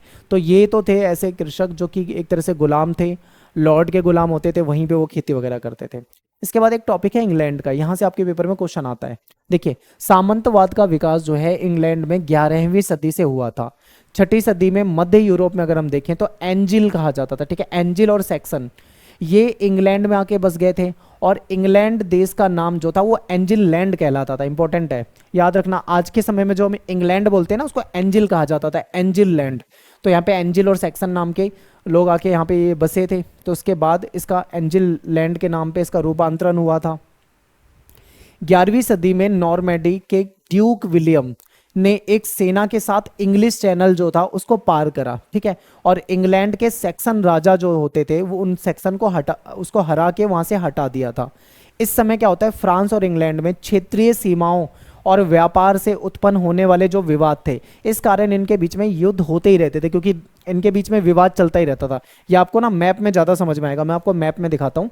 अब आपको यहाँ पे फ्रांस दिख रहा है और आपको यहाँ पे इंग्लैंड दिख रहा है, ठीक है, यहाँ लंदन है, यहाँ पे इंग्लैंड है। तो इनके बीच में ये जो क्षेत्र है इसको इंग्लिश चैनल कहा जाता है। तो इसको पार करके यहाँ के जो राजा थे सैक्सन, उनको हराया गया था, और इनके बीच में विवाद जो था, छोटे मोटे युद्ध जो थे वो वैसे ही चलते रहते थे। विलियम प्रथम ने क्या करा, भूमि को नपवाया और उसके नक्शे बनवाए, और उसे अपने साथ आए 180 जो नॉर्मन लोग थे, अभिजात, ठीक है, अमीर लोग थे, उनको उन्होंने वो नक्शे बांट दिए। नेक्स्ट है हमारा सामाजिक, ठीक है, आर्थिक संबंध को प्रभावित करने वाले महत्वपूर्ण कारक। ये इंपॉर्टेंट है, यहां से आपके पेपर में क्वेश्चन आता है। यहाँ पे 3 पॉइंट बनेंगे, तीनों को एक एक करके एक्सप्लेन करेंगे। सबसे पहले देखिए पर्यावरण, फिर आएगा भूमि का उपयोग, फिर आएगा नई कृषि प्रौद्योगिकी। इसमें होता क्या था कि वहां का जो पर्यावरण था वो खेती के लिए ज्यादा अनुकूल नहीं था, और उनकी जो कृषि की तकनीकें थी वो भी उतनी अच्छी नहीं थी, ठीक है, लकड़ी के हल से खेती करते थे। बाद में टेक्नोलॉजी बदली और वहाँ का जो मौसम था, टेम्परेचर था, वो भी बदला, उसकी वजह से उनको फायदा होने लगा। तो किस प्रकार से ये सब हुआ इसको देखेंगे। सबसे पहले पर्यावरण की बात कर लेते हैं। देखिए 5वीं से 10वीं सदी तक यूरोप की अगर बात करें तो ज़्यादातर जो हिस्सा था वहाँ पे बहुत सारे जंगल थे, यानी जंगलों से घिरा हुआ था। इसलिए कृषि के लिए उनके पास जो भूमि थी वो बहुत ही कम थी। ज़्यादातर जो हिस्सा था वो जंगलों से घिरा हुआ था, तो कृषि के लिए भूमि कम बची। कृषक अत्याचार से बचने के लिए, क्योंकि किसानों के साथ बहुत अत्याचार होता था, तो ये लोग क्या करते थे, अत्याचार से बचने के लिए ये भाग जाते थे। कहाँ पे, जंगलों में भाग जाते थे और छुप जाते थे, वहां पे शरण ले लेते थे। इस समय यूरोप में तीव्र ठंड का दौर चला, बहुत ठंडी होती थी, बहुत ज्यादा, और इस प्रचंड सर्दी की वजह से लंबी अवधि होती थी सर्दी की, ज्यादातर मतलब लंबा समय जो था वो सर्दियों में चला जाता था। इसकी वजह से खेती के लिए जो टाइम है वो थोड़ा कम मिल पा रहा था, ठीक है। तो फसलों की उपज का काल जो है, यानी खेती करने का जो समय है वो छोटा हो गया। इसके कारण कृषि की पैदावार कम हो गई। अब आप सोचो, सीधा सीधा कनेक्शन है, लंबे समय तक ठंड रहती है, लंबे समय तक ठंड रहने की वजह से क्या नुकसान होगा, खेती नहीं हो पाएगी, यानी खेती का काल जो है वो छोटा हो जाएगा, ठीक है। 11वीं सदी से यूरोप में एक गर्माहट का दौर शुरू हुआ, यानी कि अब क्या हुआ, 11वीं सदी में यूरोप में ऐसा टेम्परेचर हो गया कि अब थोड़ा सा गर्म माहौल रहता है, और इससे टेम्परेचर जब बढ़ा तो इससे कृषि पे अच्छा प्रभाव हुआ, क्योंकि अब खेती के लिए समय भी ज़्यादा मिल रहा है। जो किसान लोग थे वो खेती के लिए एक लंबी अवधि उनको मिलने लगी थी। मिट्टी पर पाले का असर कम होने के कारण आसानी से खेती जो थी वो यहाँ पे की जा सकती थी, ठीक है। यूरोप के ज़्यादातर भागों के जो वन क्षेत्र थे, यहाँ पे उल्लेखनीय कमी के फलस्वरूप कृषि भूमि का विस्तार हुआ।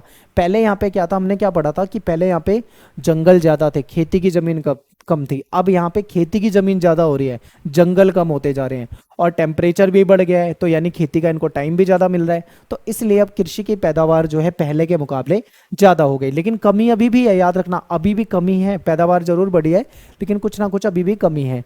इसमें भूमि के उपयोग को समझेंगे। देखिए शुरुआत में क्या था, जो कृषि प्रौद्योगिकी, इसका मतलब है खेती करने के लिए जो टेक्नोलॉजी इस्तेमाल करते हैं, जो यंत्र इस्तेमाल करते हैं, जो मशीन इस्तेमाल करते हैं, वो बहुत ही आदिम किस्म की थी। आदिम मतलब पिछड़ी हुई।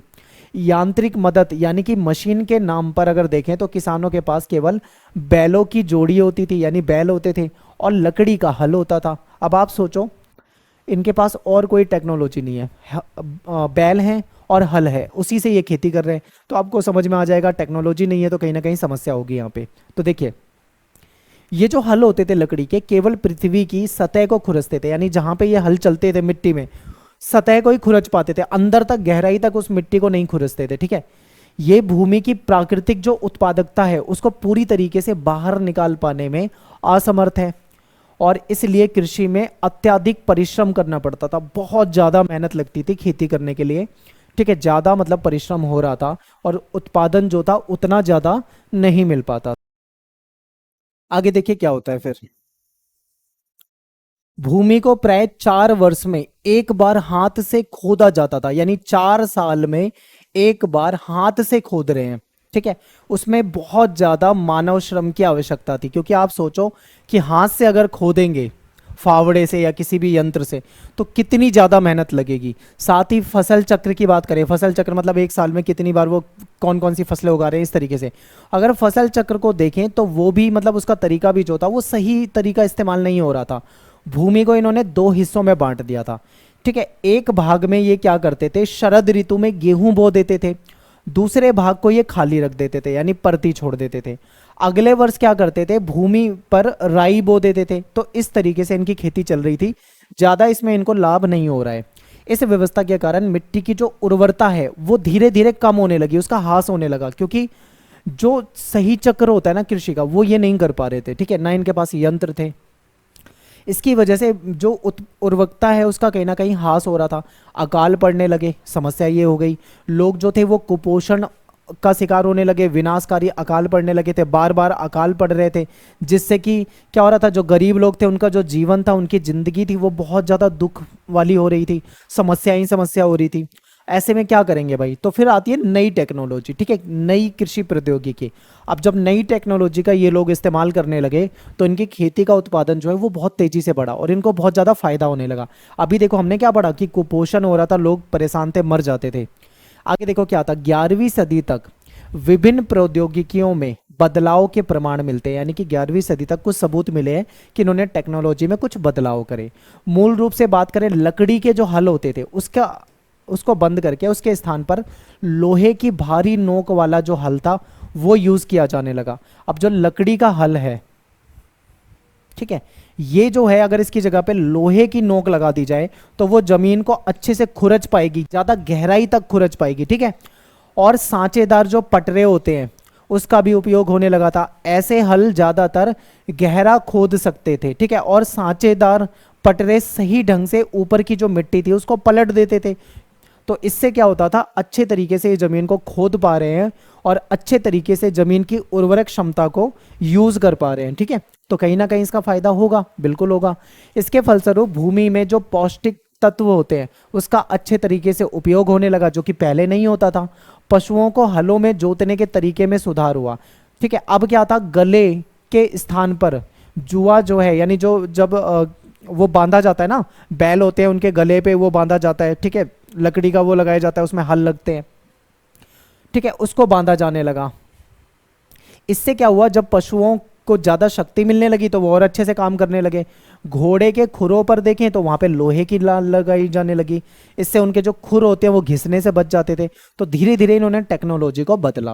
अब टेक्नोलॉजी को बदला तो क्या होगा, लाभ होगा। तो देखते हैं कैसे लाभ हुआ। कृषि के लिए वायु और जल शक्ति का उपयोग किया जाने लगा।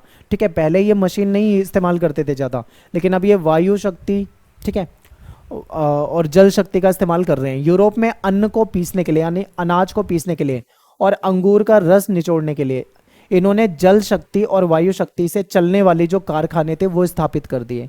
भूमि के उपयोग के तरीके में भी इन्होंने बदलाव लेकर आए। और सबसे क्रांतिकारी बदलाव क्या था कि जो पहले दो खेत वाली व्यवस्था थी कि जमीन को दो हिस्सों में बांट दिया था, एक पे गेहूं बो देते थे, दूसरी को खाली छोड़ देते थे, फिर अगली बार राई बो देते थे, ये चल रहा था ना, उस सिस्टम को इन्होंने खत्म कर दिया। ठीक है, उसके बदले में इन्होंने क्या करा, 3 खेतों वाली व्यवस्था को अपना लिया।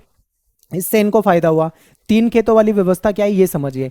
इसमें क्या होता है, किसान जो है वो 3 वर्षों में से 2 वर्ष तक अपने खेत का उपयोग कर सकता है। ठीक है, 3 वर्ष में से 2 वर्ष तक अपने खेत का इस्तेमाल कर रहा है। अब वो क्या कर रहा है, एक फसल शरद ऋतु में और उसके 1.5 वर्ष के बाद दूसरी फसल जो है बसंत ऋतु में बोने लगा। इसका मतलब ये था कि किसान जो है अपनी जोत, ठीक है, जमीन को जोतते हैं, वो 3 खेतों में बांट सकता था, 3 हिस्सों में। उससे क्या हुआ, वो जमीन की उर्वरक क्षमता को भी निकाल सकता था, जिससे उसको लाभ हुआ।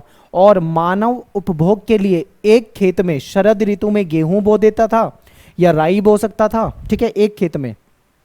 दूसरे में बसंत ऋतु में वो मटर बो देता था, सेम बो देता था, मसूर बो देता था। घोड़ों के लिए उसको जौ मिल जाता था, ठीक है, और बाजरा ये सब बो देता था। तीसरा खेत जो था वो परती खाली छोड़ दिया जाता था, यानी 2 खेत में ये खेती कर रहे हैं और तीसरे को ये खाली छोड़ रहे हैं। पहले क्या था, 2 खेत होते थे, एक में काम करते थे, दूसरा खाली छोड़ते थे। तो पहले जो खेती होती थी वो कम होती थी, अब जो खेती हो रही है वो बहुत ज़्यादा हो रही है। ठीक है, प्रत्येक वर्ष तीनों खेतों का प्रयोग जो है बदल बदल कर हो पा रहा है। जब ये सुधार हुआ तो इसके कारण उत्पादन जो था वो बढ़ गया।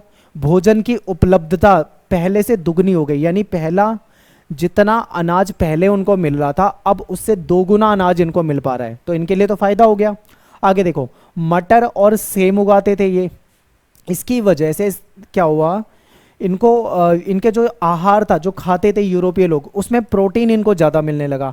और जब इनको प्रोटीन ज़्यादा मिलने लगा तो इनकी हेल्थ भी अच्छी होने लगी, ठीक है। और इनके जो पशु थे उनको चारा भी मिलने लगा, तो इससे क्या हुआ, इनके पशुओं को भी फायदा था और इनको भी फायदा था, इनकी हेल्थ भी अच्छी हो रही थी।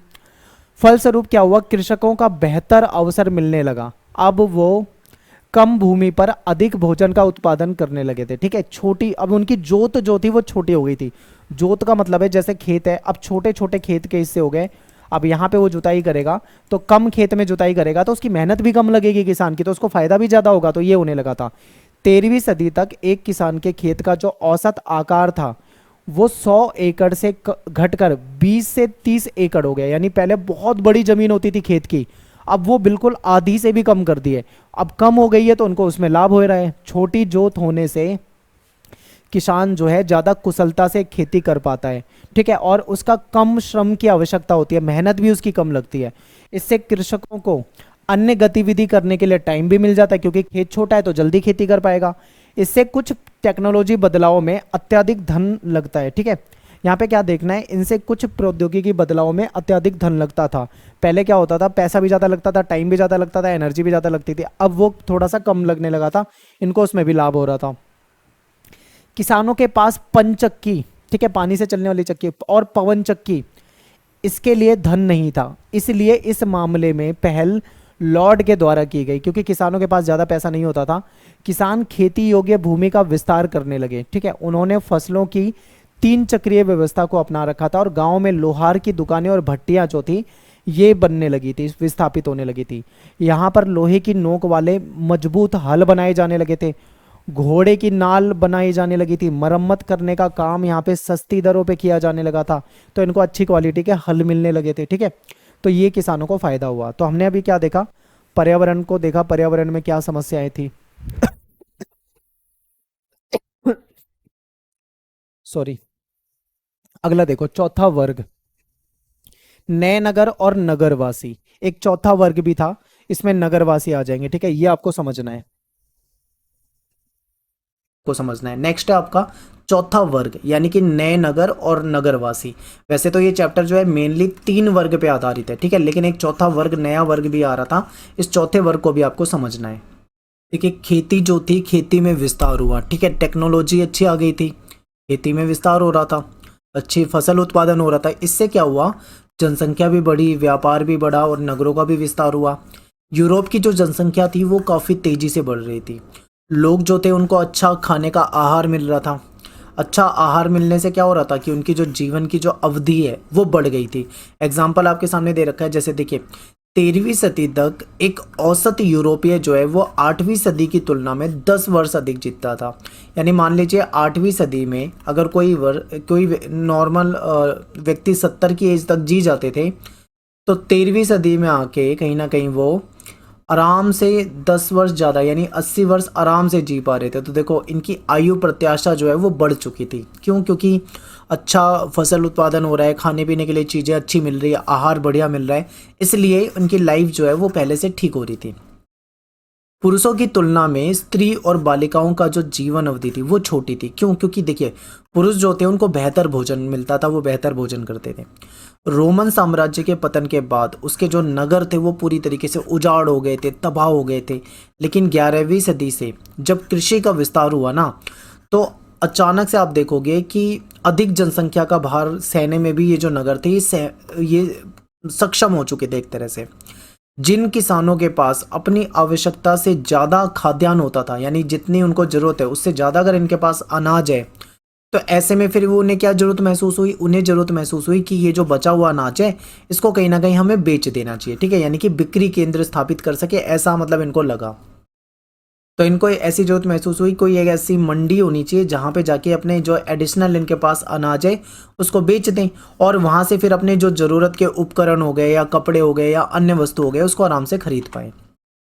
तो ऐसी इनको ज़रूरत लगी, और इसी ज़रूरत के कारण छोटे विपणन केंद्र का विकास हुआ। विपणन केंद्र क्या होता है? विपणन केंद्र को मंडी कहते हैं, यानी जहाँ पे अपना जो अनाज वगैरह है उसको बेच सकें। इसीलिए छोटे छोटे जो विपणन केंद्र थे, मंडियाँ थी, इनका विकास शुरू हुआ, जिनमें धीरे धीरे नगरों के लक्षण विकसित होने लगे, यानी कि नगरों में लोग बसे, यहाँ सुविधाएं मौजूद होती थी। देखिए फिर क्या हुआ, धीरे धीरे मतलब मंडी बसी, इसके बाद नगर वगैरह बसने लगे, लोग भी नगरों में आके बसने लगे, क्योंकि नगर जो होते हैं यहाँ पे क्या होता है, लोगों को जो सुविधाएं होती है वो ठीक ठाक मिल जाती हैं। और एक और अच्छी कहावत है, इसे समझिए, नगर की हवा स्वतंत्र बनाती है। ये बहुत ही फेमस कहावत है। अब इसका मतलब क्या हुआ, नगर की हवा स्वतंत्र बनाती है, इसका कहने का मतलब है ये है कि जो नगर होते हैं ना, यहाँ पे कहीं ना कहीं हमें आज़ादी मिलती है, ठीक है, हम अपने आप को आज़ाद फील करते हैं। तो स्वतंत्र होने की इच्छा रखने वाले जो लोग थे, जो ठीक है, जैसे कृषि दास हो गए, जो दास होते थे, जो कृषक होते थे, मजदूर होते थे, ये भागने लगे, भागकर ये नगरों में आने लगे, क्योंकि नगरों में क्या था, सबको आज़ादी थी। तो अपने लॉर्ड की नज़रों से एक वर्ष या एक दिन छिपे रहने में सफल रहने वाला कृषिदास एक स्वाधीन नागरिक बन जाता था। यानी कि देखिए, जो पहले क्या होता था, आपको पता है कि जो कृषिदास होते थे वो अपने लॉर्ड के गुलाम होते थे, लॉर्ड को छोड़ के उसकी आज्ञा के बिना नहीं जा सकते थे। लेकिन जो उनकी नज़रों से बच सकते थे वो क्या करने लगे, वहाँ से भागने लगे, और वो भाग जाते थे वहाँ से, नगरों में आके बस जाते थे। यहाँ पे ये क्या करते थे, स्वतंत्र होके रहते थे। नगरों में रहने वाले अधिकतर व्यक्ति या तो स्वतंत्र किसान, ठीक है, कृषक, या भगोड़े कृषिदास थे, जो कार्य की दृष्टि से अकुशल श्रमिक होते थे, यानी अनस्किल्ड लेबर होती थी ये। दुकानदार और व्यापारी जो थे वो ज़्यादातर बहुत भारी संख्या में थे। बाद में विशिष्ट कौशल, यानी जो कुछ स्पेशल स्किल होती है, ये स्पेशल स्किल वाले व्यक्ति जैसे कि साहूकार हो गए, वकील हो गए, इनकी भी जरूरत पड़ने लगी थी, क्योंकि जब नगर बसते हैं ना, तो नगर में सभी चीज़ों की जरूरत पड़ती है। फिर उन्हें वकील भी चाहिए, उन्हें टीचर भी चाहिए, ठीक है, उन्हें इंजीनियर भी चाहिए, हर तरह के लोगों की डिमांड बढ़ती है। तो बड़े नगरों की जनसंख्या जो है लगभग 30,000 होती थी। ये कहा जा सकता है कि इन्होंने समाज का एक चौथा वर्ग बन गया था, यानी नगर में जो रहने वाले लोग थे, जो नगरवासी बन गए थे, ये एक तरह से चौथा वर्ग था। अभी तक हमने पूरे चैप्टर में 3 वर्ग पढ़ा है। पहला वर्ग कौन सा था, तो पादरी वर्ग था, ठीक है। दूसरा वर्ग कौन सा था, अभिजात था। तीसरा वर्ग कौन था, कृषक था। चौथा वर्ग ये नया बन गया, जो कि नगरों में रहने वाले लोग हैं, ठीक है। आर्थिक संस्था का आधार जो था, यहाँ पे श्रेणी थी। प्रत्येक शिल्प, यानी जो भी शिल्प होते थे या जो उद्योग होते थे, ये एक श्रेणी के रूप में संगठित होते थे। ये श्रेणी, आप इसको एक ऐसा संगठन या ऐसा संस्था के रूप में आप देख सकते हैं, जो उत्पाद की गुणवत्ता, यानी जो प्रोडक्ट होते हैं उसकी क्वालिटी और उसका बेचना और उसकी बिक्री पर नियंत्रण, ये सारे काम करती थी। जो श्रेणी होती थी क्या काम करती थी, कि ये एक ऐसी संस्था होती थी जो उत्पाद की गुणवत्ता और मूल्य, बिक्री, इन सब चीज़ों पे नियंत्रण रखती थी। फिर श्रेणी सभागार जो है वो प्रत्येक नगर का आवश्यक अंग होती थी। यहाँ पे क्या होता था, जो श्रेणी सभागार होता था, यहाँ पे अनुष्ठानिक समारोह होते थे, यानी पूजा पाठ से रिलेटेड जो इनके समारोह हैं वो होते थे। पहरेदार जो लोग होते थे, जो सिक्योरिटी करने वाले लोग होते थे, वो नगर के चारों ओर गश्त लगाकर शांति स्थापित करते थे। संगीतकारों को प्रीति भोज और नागरिक जुलूसों में अपनी कला का प्रदर्शन करने के लिए बुलाया जाता था। जो म्यूजिशियन वगैरह होते थे उनको बुलाया जाता था, ठीक है। जो सराय वाले यात्रियों की देखभाल करा करते थे। 11वीं सदी आते आते क्या हुआ, पश्चिम एशिया के सभी जो नवीन व्यापार मार्ग थे वो धीरे धीरे विकसित हो रहे थे, और स्कैंडिनेवियाई जो व्यापारी थे ये वस्त्र के बदले में फर, शिकारी, बाज वगैरह खरीदने आते थे। फिर उत्तरी सागर से दक्षिण की ओर समुद्री यात्रा भी करते थे। अंग्रेज जो व्यापारी होते थे वो रांगा बेचने के लिए आते थे। 12वीं सदी तक क्या होता है, देखिए फ्रांस जो था उसमें वाणिज्य और शिल्प जो था वो धीरे धीरे विकसित होने लगा था। पहले के जो दस्तकार होते थे उनको एक मेनर से दूसरे मेनर पे जाना पड़ता था। मेनर क्या था, बड़े बड़े भवन हुआ करते थे। तो जो दस्तकार होते थे उनको एक मेनर से दूसरे मेनर पे जाना पड़ता था। पर अब के समय में उन्हें एक स्थान पर बसना ज़्यादा आसान लग रहा था, क्योंकि एक स्थान पर बस जाते थे। जो दस्तकार होते थे वहीं से उनको काम मिल जाता था, ठीक है, जहाँ पे वस्तुओं का उत्पादन किया जा सके वहाँ से फिर अपनी रोजी रोटी चला लेते थे, वो आजीविका चला लेते थे, वहाँ से व्यापार कर सकते थे, ऐसी जगह पे बसना पसंद करते थे। फिर इसी तरीके से ना सबको लगा कि नगर जो बेस्ट है, तो नगर की संख्या जो थी वो बढ़ने लगी। व्यापार जो था उसका भी विस्तार होने लगा। नगर के जो व्यापारी थे वो और अधिक अमीर और ताकतवर होने लगे थे। तो ये हो रहा था नगर का फायदा। तो देखिए नगर जो है, नगर में रहने वाले लोग जो है एक चौथा वर्ग बन गए थे। नेक्स्ट टॉपिक आपका है कैथीड्रल नगर। ये चर्च वाला एरिया होता था, बहुत महत्वपूर्ण है। ये हो सकता है आपके पेपर में पूछ ले क्वेश्चन। तो देखिए जो अमीर व्यापारी है ना, ये अपने धन को खर्च करने का के लिए क्या करते थे, चर्च को दान देते थे। जो अमीर व्यापारी जिनके पास बहुत पैसा होता था, ये अपना बहुत अधिक पैसा जो है चर्च को दान में दे दिया करते थे। 12वीं सदी से फ्रांस में कैथीड्रल कहलाने वाले बड़े चर्चों का निर्माण हुआ। देखिए ये एक चर्च का चित्र है जिसको कैथीड्रल कहा जाता है। ये बहुत बड़ी चर्च होती थी। तो इनका निर्माण होने लगा था 12वीं सदी तक फ्रांस में। यद्यपि वे मठों की संपत्ति, हालांकि ये मठों की संपत्ति होते थे, पर लोगों के जो विभिन्न समूह हैं, जैसे जो विभिन्न समूह हो गए, ठीक है, चाहे वो किसान हो गया, चाहे वो बड़े वर्ग हो गए, ठीक है, ये सभी क्या करते थे, इनको अपना श्रम हो गया या अपनी वस्तु हो गई या अपना पैसा हो गया, ऐसे दान करके सहयोग करते थे। जैसे मजदूर हो गया, वो अपनी मजदूरी कर देगा वहाँ पे, ठीक है, लॉर्ड हो गया तो वो अपना पैसा दे देगा वहाँ पे जाके, किसी के पास कोई वस्तु है तो वस्तु दे देगा। तो इस तरीके से सभी सहयोग करते थे इनको। कैथेड्रल जो है पत्थर के बने हुए विशाल चर्च होते थे, बहुत बड़े बड़े होते थे। इन्हें बनाने में इतने बड़े होते थे कि कई कई साल लग जाते थे इसको बनाने में। जब इन्हें बनाया जा रहा था तो कैथेड्रल के आसपास का क्षेत्र और अधिक बच गया। देखिए, जब जहाँ पे ये चर्च बनाई जाती थी ना, तो ये धार्मिक स्थल एक तरह से मान लीजिए, तो इसके आसपास का जो एरिया होता था ना, ऑटोमेटिक उसकी वैल्यू बढ़ जाती थी। तो जैसे ही कहीं पे चर्च का निर्माण होता था, कैथेड्रल, तो उसके आसपास का एरिया बसना शुरू हो जाता था, लोग वहाँ पे रहना शुरू कर देते, जमीन खरीदना शुरू कर देते थे, ठीक है। और जब उनका निर्माण पूर्ण हो जाता था तो वो स्थान जो है वो तीर्थ स्थल बन जाता था। इस प्रकार इनके चारों तरफ छोटे नगर विकसित हुए। तो जो भी ये चर्च होती थी, इसके चारों ओर क्या होते, छोटे छोटे नगर बन गए। कैथेड्रल को ऐसे बनाते थे कि पादरी की आवाज़ जो है लोगों के जमा होने वाले सभागार में साफ सुनाई देती थी। इस तरीके से बनाया जाता था कि पादरी जब आवाज़ दे तो सभी लोगों तक वो आवाज़ जो है आसानी से पहुंच जाए, ठीक है, सब लोग जमा हो पाएँ। भिक्षुओं के द्वारा गाए गए गीत भी यहाँ पे बहुत मधुर सुनाई देते थे। साथ ही यहाँ पे जो लोग थे वो प्रार्थना के लिए बुलाने के लिए उनको घंटियाँ लगाई हुई थी। घंटी जब बजाई जाती थी तो ऐसी घंटी होती थी, बहुत दूर दूर तक सुनाई देती थी, लोग समझ जाते थे कि अब जाना है। खिड़कियों के लिए बहुत ही सुंदर कांच का प्रयोग होता था। दिन के वक्त में सूरज की रोशनी जो थी उन्हें कैथेड्रल के अंदर के व्यक्तियों के लिए चमकदार बना देती थी। और सूर्यास्त के बाद की बात करें तो मोमबत्तियों की जो रोशनी होती थी वो बाहर के व्यक्तियों के लिए दृश्यमान बनाती थी। जो कांच की इनकी खिड़कियां होती थी उस पर चित्र बने होते थे, ठीक है, उसमें बाइबल की कथाओं का वर्णन होता था और अनपढ़ व्यक्ति भी इसको पढ़ सकते थे। अब आप सोचोगे कि अनपढ़ व्यक्ति कैसे पढ़ सकता है। देखिए, अनपढ़ व्यक्ति लिखे हुए अक्षर को नहीं पढ़ सकता लेकिन चित्र को जरूर समझ सकता है। तो बाइबल की जो कथा का जो होती थी उसके चित्र बने होते थे शीशे पे, खिड़की के जो कांच होते हैं, ठीक है, शीशे होते हैं उस पर। तो अनपढ़ व्यक्ति उस चित्र को देखकर पढ़ लेते थे, समझ लेते थे कि यहाँ पे क्या बात कही जा रही है, ठीक है। नेक्स्ट आपका 14वीं सदी का संकट, इसको समझते हैं। 14वीं सदी की शुरुआत तक क्या था कि यूरोप जो है इसका आर्थिक विस्तार जो था वो धीमा हो गया था। ऐसा होने के पीछे 3 कारण थे। वो कौन कौन से थे? देखिए, पहला क्या है कि जो उत्तरी यूरोप है यहाँ पे 13वीं सदी के अंत तक पिछले 300 वर्षों की तेज ग्रीष्म ऋतु का स्थान तीव्र ठंडी ग्रीष्म ने ले लिया था। यानी कि पिछले 300 वर्षों में यहाँ पे ग्रीष्म ऋतु रहती थी, ठीक है, उसके अकॉर्डिंग सब कुछ ठीक था। लेकिन अब यहाँ पे ठंडी ऋतु आ गई है। इससे क्या हुआ कि जो पैदावार वाले मौसम है वो छोटे हो गए और ऊंची भूमि थी, इस कारण फसल उगाना यहाँ पे कठिन हो गया था। तूफान आते थे या मान लीजिए बाढ़ आ जाती थी तो उससे जो फार्म होते थे ये भी बेकार हो जाते थे, नष्ट हो जाते थे। इसके परिणाम स्वरूप सरकार को करों द्वारा कम आमदनी हुई, यानी जो सत्ता में होते थे उनको जो टैक्स मिलता था वो भी कम हो गया था, तो उनकी आमदनी भी कम हो गई थी। भूमि का जो उपजाऊपन था वो भी कम हो गया था और भू संरक्षण जो था वो अच्छे से नहीं हो पा रहा था। कहीं ना कहीं भू संरक्षण का अभाव था, इसीलिए भूमि का जो उपजाऊपन था वो कम हो गया था। चरागाह जो होते थे जानवरों के लिए उसकी भी कमी हो गई थी, जिसकी वजह से पशु जो थे उनकी संख्या में कमी आ रही थी। जनसंख्या जो थी वो तेजी से बढ़ रही थी। अब जनसंख्या वृद्धि ज़्यादा तेज हो रही थी, इसकी वजह से जो संसाधन थे वो कम पड़ गए।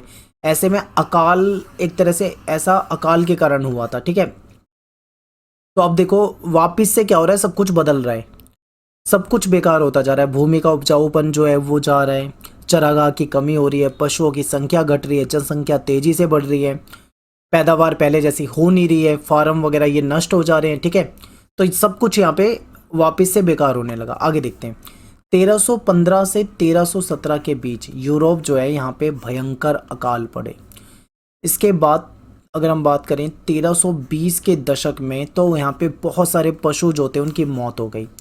इसके साथ साथ ऑस्ट्रिया, सर्बिया, यहाँ की चांदी की जो खान थी इसका जो उत्पादन था उसमें भी कमी आई। उस कारण से जब चांदी का जो उत्पादन था वो कम हो गया तो मुद्रा जो होती थी धातु की होती थी, तो ऐसे इस कारण धातु की मुद्रा में भी कमी आ गई। इससे व्यापार जो था वो प्रभावित हुआ। इस कारण सरकार को मुद्रा में चांदी की शुद्धता को घटाना पड़ा और इसमें सस्ती धातुओं का जो मिश्रण था वो करना पड़ा।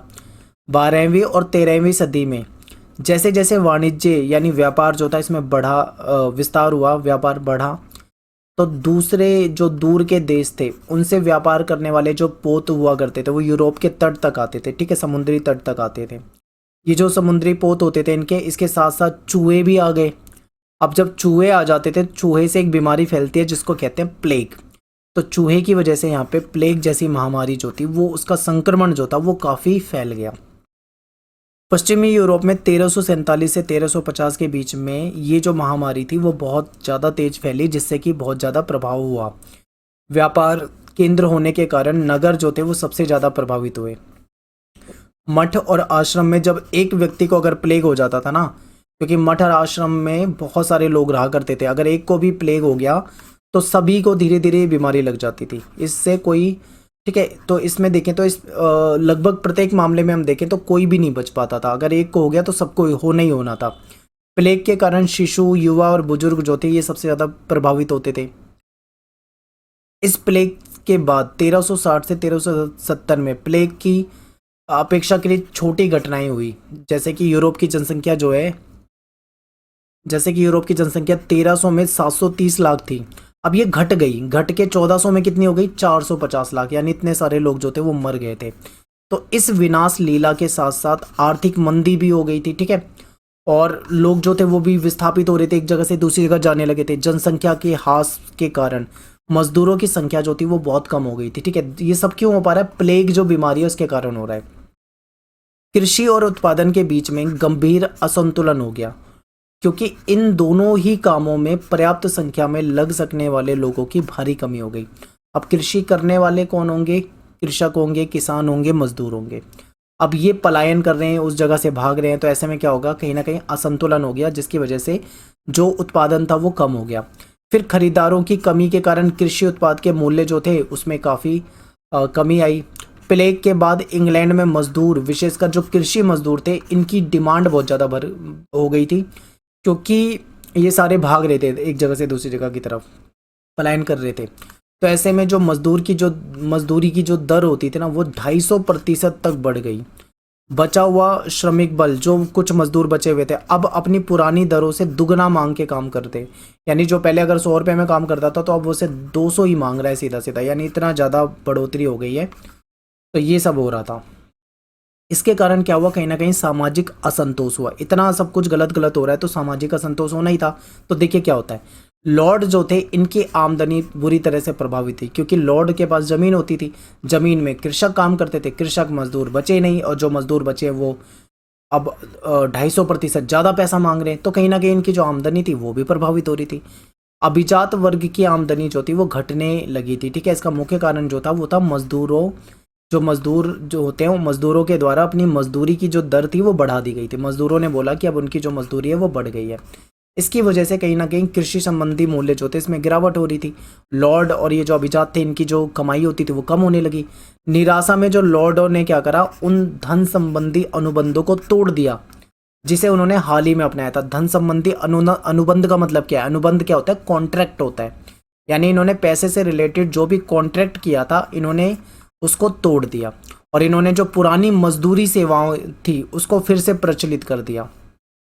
इसके बाद जो किसान हो गए या जो खासकर पढ़े लिखे थे या समृद्ध जो कृषक थे, ये हिंसक विरोध करने लगे, क्योंकि भाई सब क्या, ये ज़्यादा पैसे मांग रहे थे, वो वापस से उस तरीके से काम कराना चाह रहे हैं कम पैसे में, तो विरोध होना ही था। सन 1323 में कृषकों ने फ्लैंडर्स में, 1358 में फ्रांस में और 1381 में इंग्लैंड में विद्रोह कर दिया, ठीक है। सारे किसानों ने क्या कर दिया, विद्रोह कर दिया। फिर जो सत्ता में थे उन्होंने इन विद्रोह को क्रूरतापूर्व दमन किया, यानी कि बहुत बुरे तरीके से इस विद्रोह को रोका, लोगों को मारा पीटा गया। ये जो विद्रोह थे ये सर्वाधिक हिंसक तरीकों से उन स्थानों पर हुए थे जहाँ पे आर्थिक विस्तार के कारण समृद्धि हुई थी। इससे हमें संकेत क्या मिलता है, ये इस बात की ओर संकेत था कि कृषक जो है वो पिछली सदियों में हुए लाभों को बचाने का प्रयास कर रहे थे। तीव्र दमन के बावजूद, तेजी से उनका दमन किया जा रहा था, उसके बावजूद भी कृषक विद्रोह की तीव्रता ने यह सुनिश्चित कर दिया था कि पुराने जो सामंती रिश्ते हैं उसको दोबारा से लादा नहीं जा सकता। धन अर्थव्यवस्था जो था वो काफ़ी अधिक विकसित थी, जिसको पलटा नहीं जा सकता था। जो भी था सब कुछ हो रहा था उसको वापस से नहीं पलटा जा सकता था, इसलिए जो लॉर्ड थे वो विद्रोह का दमन करने में सफल रहे। लेकिन जो किसान थे उन्होंने ये सुनिश्चित कर लिया कि गुलामी के पुराने दिन फिर नहीं लौटेंगे, वापस से उस तरीके से काम नहीं करेंगे जिस तरीके से लॉर्ड पहले काम करवा लेते थे। किसानों ने भी बोल दिया था कि अब नहीं चलेगा वो, ठीक है। तो इस तरीके से फिर क्या होता है, राजनीतिक परिवर्तन भी होता है, इसको भी समझिए थोड़ा। 15वीं और 16वीं सदियों में यूरोपीय जो शासक थे इन्होंने अपनी सैनिक और वित्तीय शक्ति को बढ़ाया। यूरोप के लिए उनके द्वारा बनाए गए जो शक्तिशाली राज्य थे उस समय में यहाँ पे भी आर्थिक बदलाव जो हो रहे थे। इतिहासकार जो है वो इन राजाओं को नए शासक कहने लगे थे, क्योंकि अब जो शासक थे ये एक तरह से बदले हुए थे। फ्रांस में लुई 11वां, ऑस्ट्रिया में मैक्समिलन हो गया, इंग्लैंड में हेनरी 7वां हो गया, स्पेन में इसाबेला या फर्डिनेंड हो गए, ये सारे शासक हैं। ये सब नए शासक एक तरह से, और ये निरंकुश शासक होते थे सारे के सारे, ठीक है। इन्होंने क्या करा, एक संगठित स्थायी सेना की प्रक्रिया शुरू करी और एक स्थायी नौकरशाही, यानी एक सेना बनाई जो परमानेंट होगी। एक नौकरशाही का मतलब होता है जो कर्मचारी इनके लिए काम करते हैं, ठीक है, वो सारे नौकरशाही में आ जाते हैं। और राष्ट्रीय कर प्रणाली, यानी कि पूरे देश में एक टैक्स सिस्टम बनाया जाएगा राष्ट्र के लेवल पे, ये स्थापित करने की प्रक्रिया इन्होंने शुरू कर दी। क्या शुरू करा इन्होंने, 3 नई चीजें इसमें। एक तो इन्होंने स्थायी सेना बनाई, ठीक है, सेना की बात करी। दूसरी क्या थी, एक स्थायी नौकरशाही चाहिए थी इन्हें, और पूरे देश में एक टैक्स सिस्टम चाहिए था, टैक्स पूरे देश में लगाने के लिए, ठीक है। स्पेन और पुर्तगाल ने यूरोप के समुद्र पार विस्तार की नई संभावनाओं की शुरुआत कर दी, क्योंकि जो यूरोप के जो स्पेन और पुर्तगाल है, आपको पता होगा, ये दूसरे देशों पे कब्जा करते थे, उनको अपना उपनिवेश बनाते थे, समुद्र पार दूसरे देशों में जाते थे, उनके संसाधन लेते थे, ठीक है, ये आपने पढ़ा ही होगा। तो 12वीं और 13वीं सदी में होने वाला जो सामाजिक परिवर्तन है वो इन राजतंत्रों की सफलता का सबसे महत्वपूर्ण कारण था, क्योंकि जो सामाजिक परिवर्तन हो रहा था इसी से या राजा का शासन जो था वो कामयाब हो रहा था। जागीरदारी व्यवस्था हो गई, सामंतशाही व्यवस्था हो गई, ठीक है। ये सामंत प्रथा के विलय होने से आर्थिक विकास की जो धीमी गति थी, इसने कहीं ना कहीं शासकों को प्रभावशाली और सामान्य जनों पर अपना नियंत्रण को बढ़ाने के लिए मौका दे दिया था। शासक जो थे उन्होंने सामंतों से अपनी सेना के लिए कर लेना बंद कर दिया। उन्होंने ये कह दिया कि सामंत जो हैं उनसे टैक्स नहीं लेंगे, ठीक है, और उसके स्थान पर बंदूकों और बड़ी तोपों से सुसज्जित और प्रशिक्षित सेना बना दी।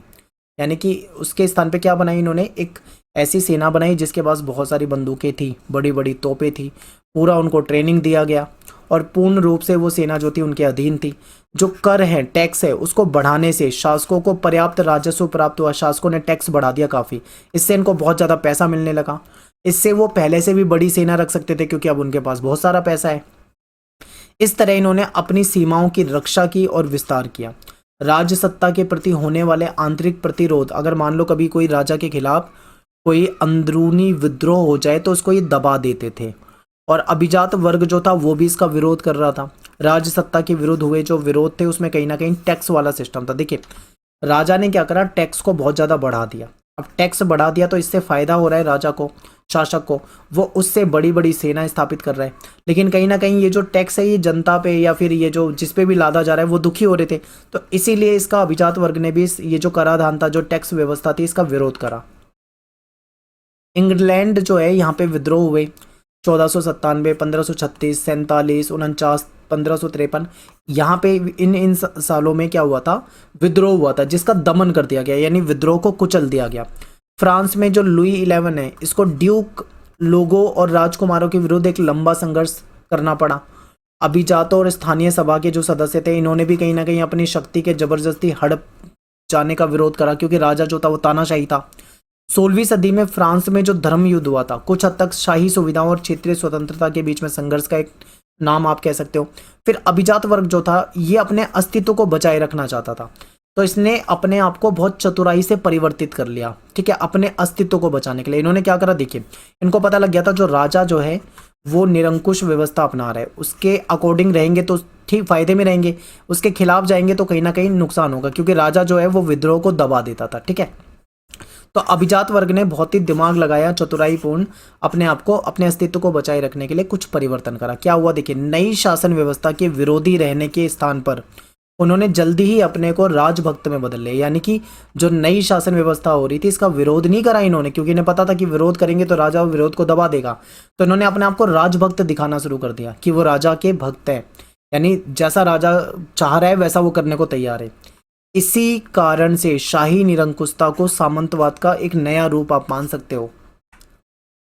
फ्रांस और इंग्लैंड के बाद का इतिहास जो है इन शक्ति संरचनाओं में हो रहे परिवर्तनों से बना है। देखिए 1614 में जो शासक लुई थे, इनके शासनकाल में फ्रांस को कहीं ना कहीं परामर्शदाती सभा जो होती थी, जिसको ये सभा जो होती थी वो परामर्श देती थी, ठीक है, इसको एस्ट्रेटस जनरल कहा जाता था।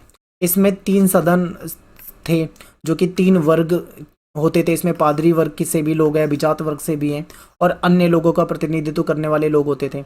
इनका एक साल में एक बार के अधिवेशन हो जाता था। इसके पश्चात क्या हुआ, 2 सदियों यानी 1789 तक फिर ये कभी भी बुलाया ही नहीं गया, ये अधिवेशन हुआ ही नहीं, क्योंकि राजा जो था वो 3 वर्गों के साथ अपनी शक्ति को बांटना नहीं चाह रहा था, ठीक है। तो ऐसे में क्या होता है, इंग्लैंड की बात करते हैं। इंग्लैंड में नॉर्मन विजय से भी पहले एंग्लो सैक्सन लोग जो थे उनकी एक महान परिषद होती थी। कोई भी कर लगाने से पहले, जो भी टैक्स नया लगाना है उसको लगाने से पहले राजा जो होता था वो इस परिषद से सलाह लेता था। ये जो परिषद होती थी, ठीक है, उसको सलाह लेनी पड़ती थी। फिर यही व्यवस्था आगे चल के संसद वाला सिस्टम बन गया, यानी यही व्यवस्था जो थी सलाह वाली आगे चल के पार्लियामेंट का रूप ले लिया इसने।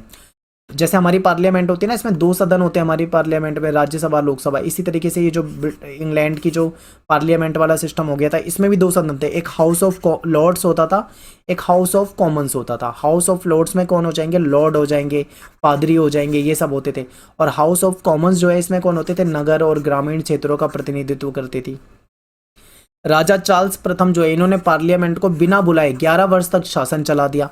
अब एक बार जब धन की आवश्यकता पड़ी तो फिर वापस से पार्लियामेंट को बुलाने के लिए मजबूर हुए, ठीक है। पार्लियामेंट का एक भाग जो था वो उनके विरोध में हो गया, यानी पार्लियामेंट के जो लोग थे एक तरफ के, वो उसका विरोध करने लगे। बाद में उनको प्राण दंड दे दिया गया और इसको गणतंत्र बना दिया गया, ठीक है। इंग्लैंड की बात कर रहे हैं यहाँ पे। अब यहाँ पे देखो, लेकिन ये जो व्यवस्था थी ना, ये ज़्यादा दिन तक नहीं चल पाई। वापिस से जो गणतंत्र रिपब्लिक बना तो दिया इसको, वापिस से यहाँ पे फिर से राजा का ही शासन आ गया, यानी राजतंत्र ही वापिस से आ गया। लेकिन इस शर्त पे आया था कि अब पार्लियामेंट जो है उसको नियमित रूप से बुलाया जाएगा, ठीक है। वर्तमान में आज के समय में देखें हम तो फ्रांस में गणतंत्रीय सरकार है और इंग्लैंड में राजतंत्र है। इसका कारण यही है कि 17वीं सदी के बाद से दोनों राष्ट्रों का इतिहास जो है इसने अलग अलग दिशाएं अपनाई है, अलग अलग तरीके से अपने यहाँ पे शासन चलाया है। तो ये था आपका पूरा चैप्टर, बहुत बड़ा चैप्टर है और आपको डिटेल में ही लगभग बताया है। इसमें से 4 से 5 ही इंपॉर्टेंट क्वेश्चन है जो पूरे चैप्टर से बनते हैं, जो आपके पेपर में आते हैं। मैं आपको इंपॉर्टेंट क्वेश्चन करा दूंगा टाइम लगा के निकाल के, ठीक है। आप चैप्टर की वीडियो को पहले डिटेल में समझ लो, ताकि आप जब इंपॉर्टेंट क्वेश्चन समझोगे तो आपको समझ में आएगा अच्छे से। मिलते हैं नेक्स्ट वीडियो में। Thanks for watching. जय हिंद, जय भारत।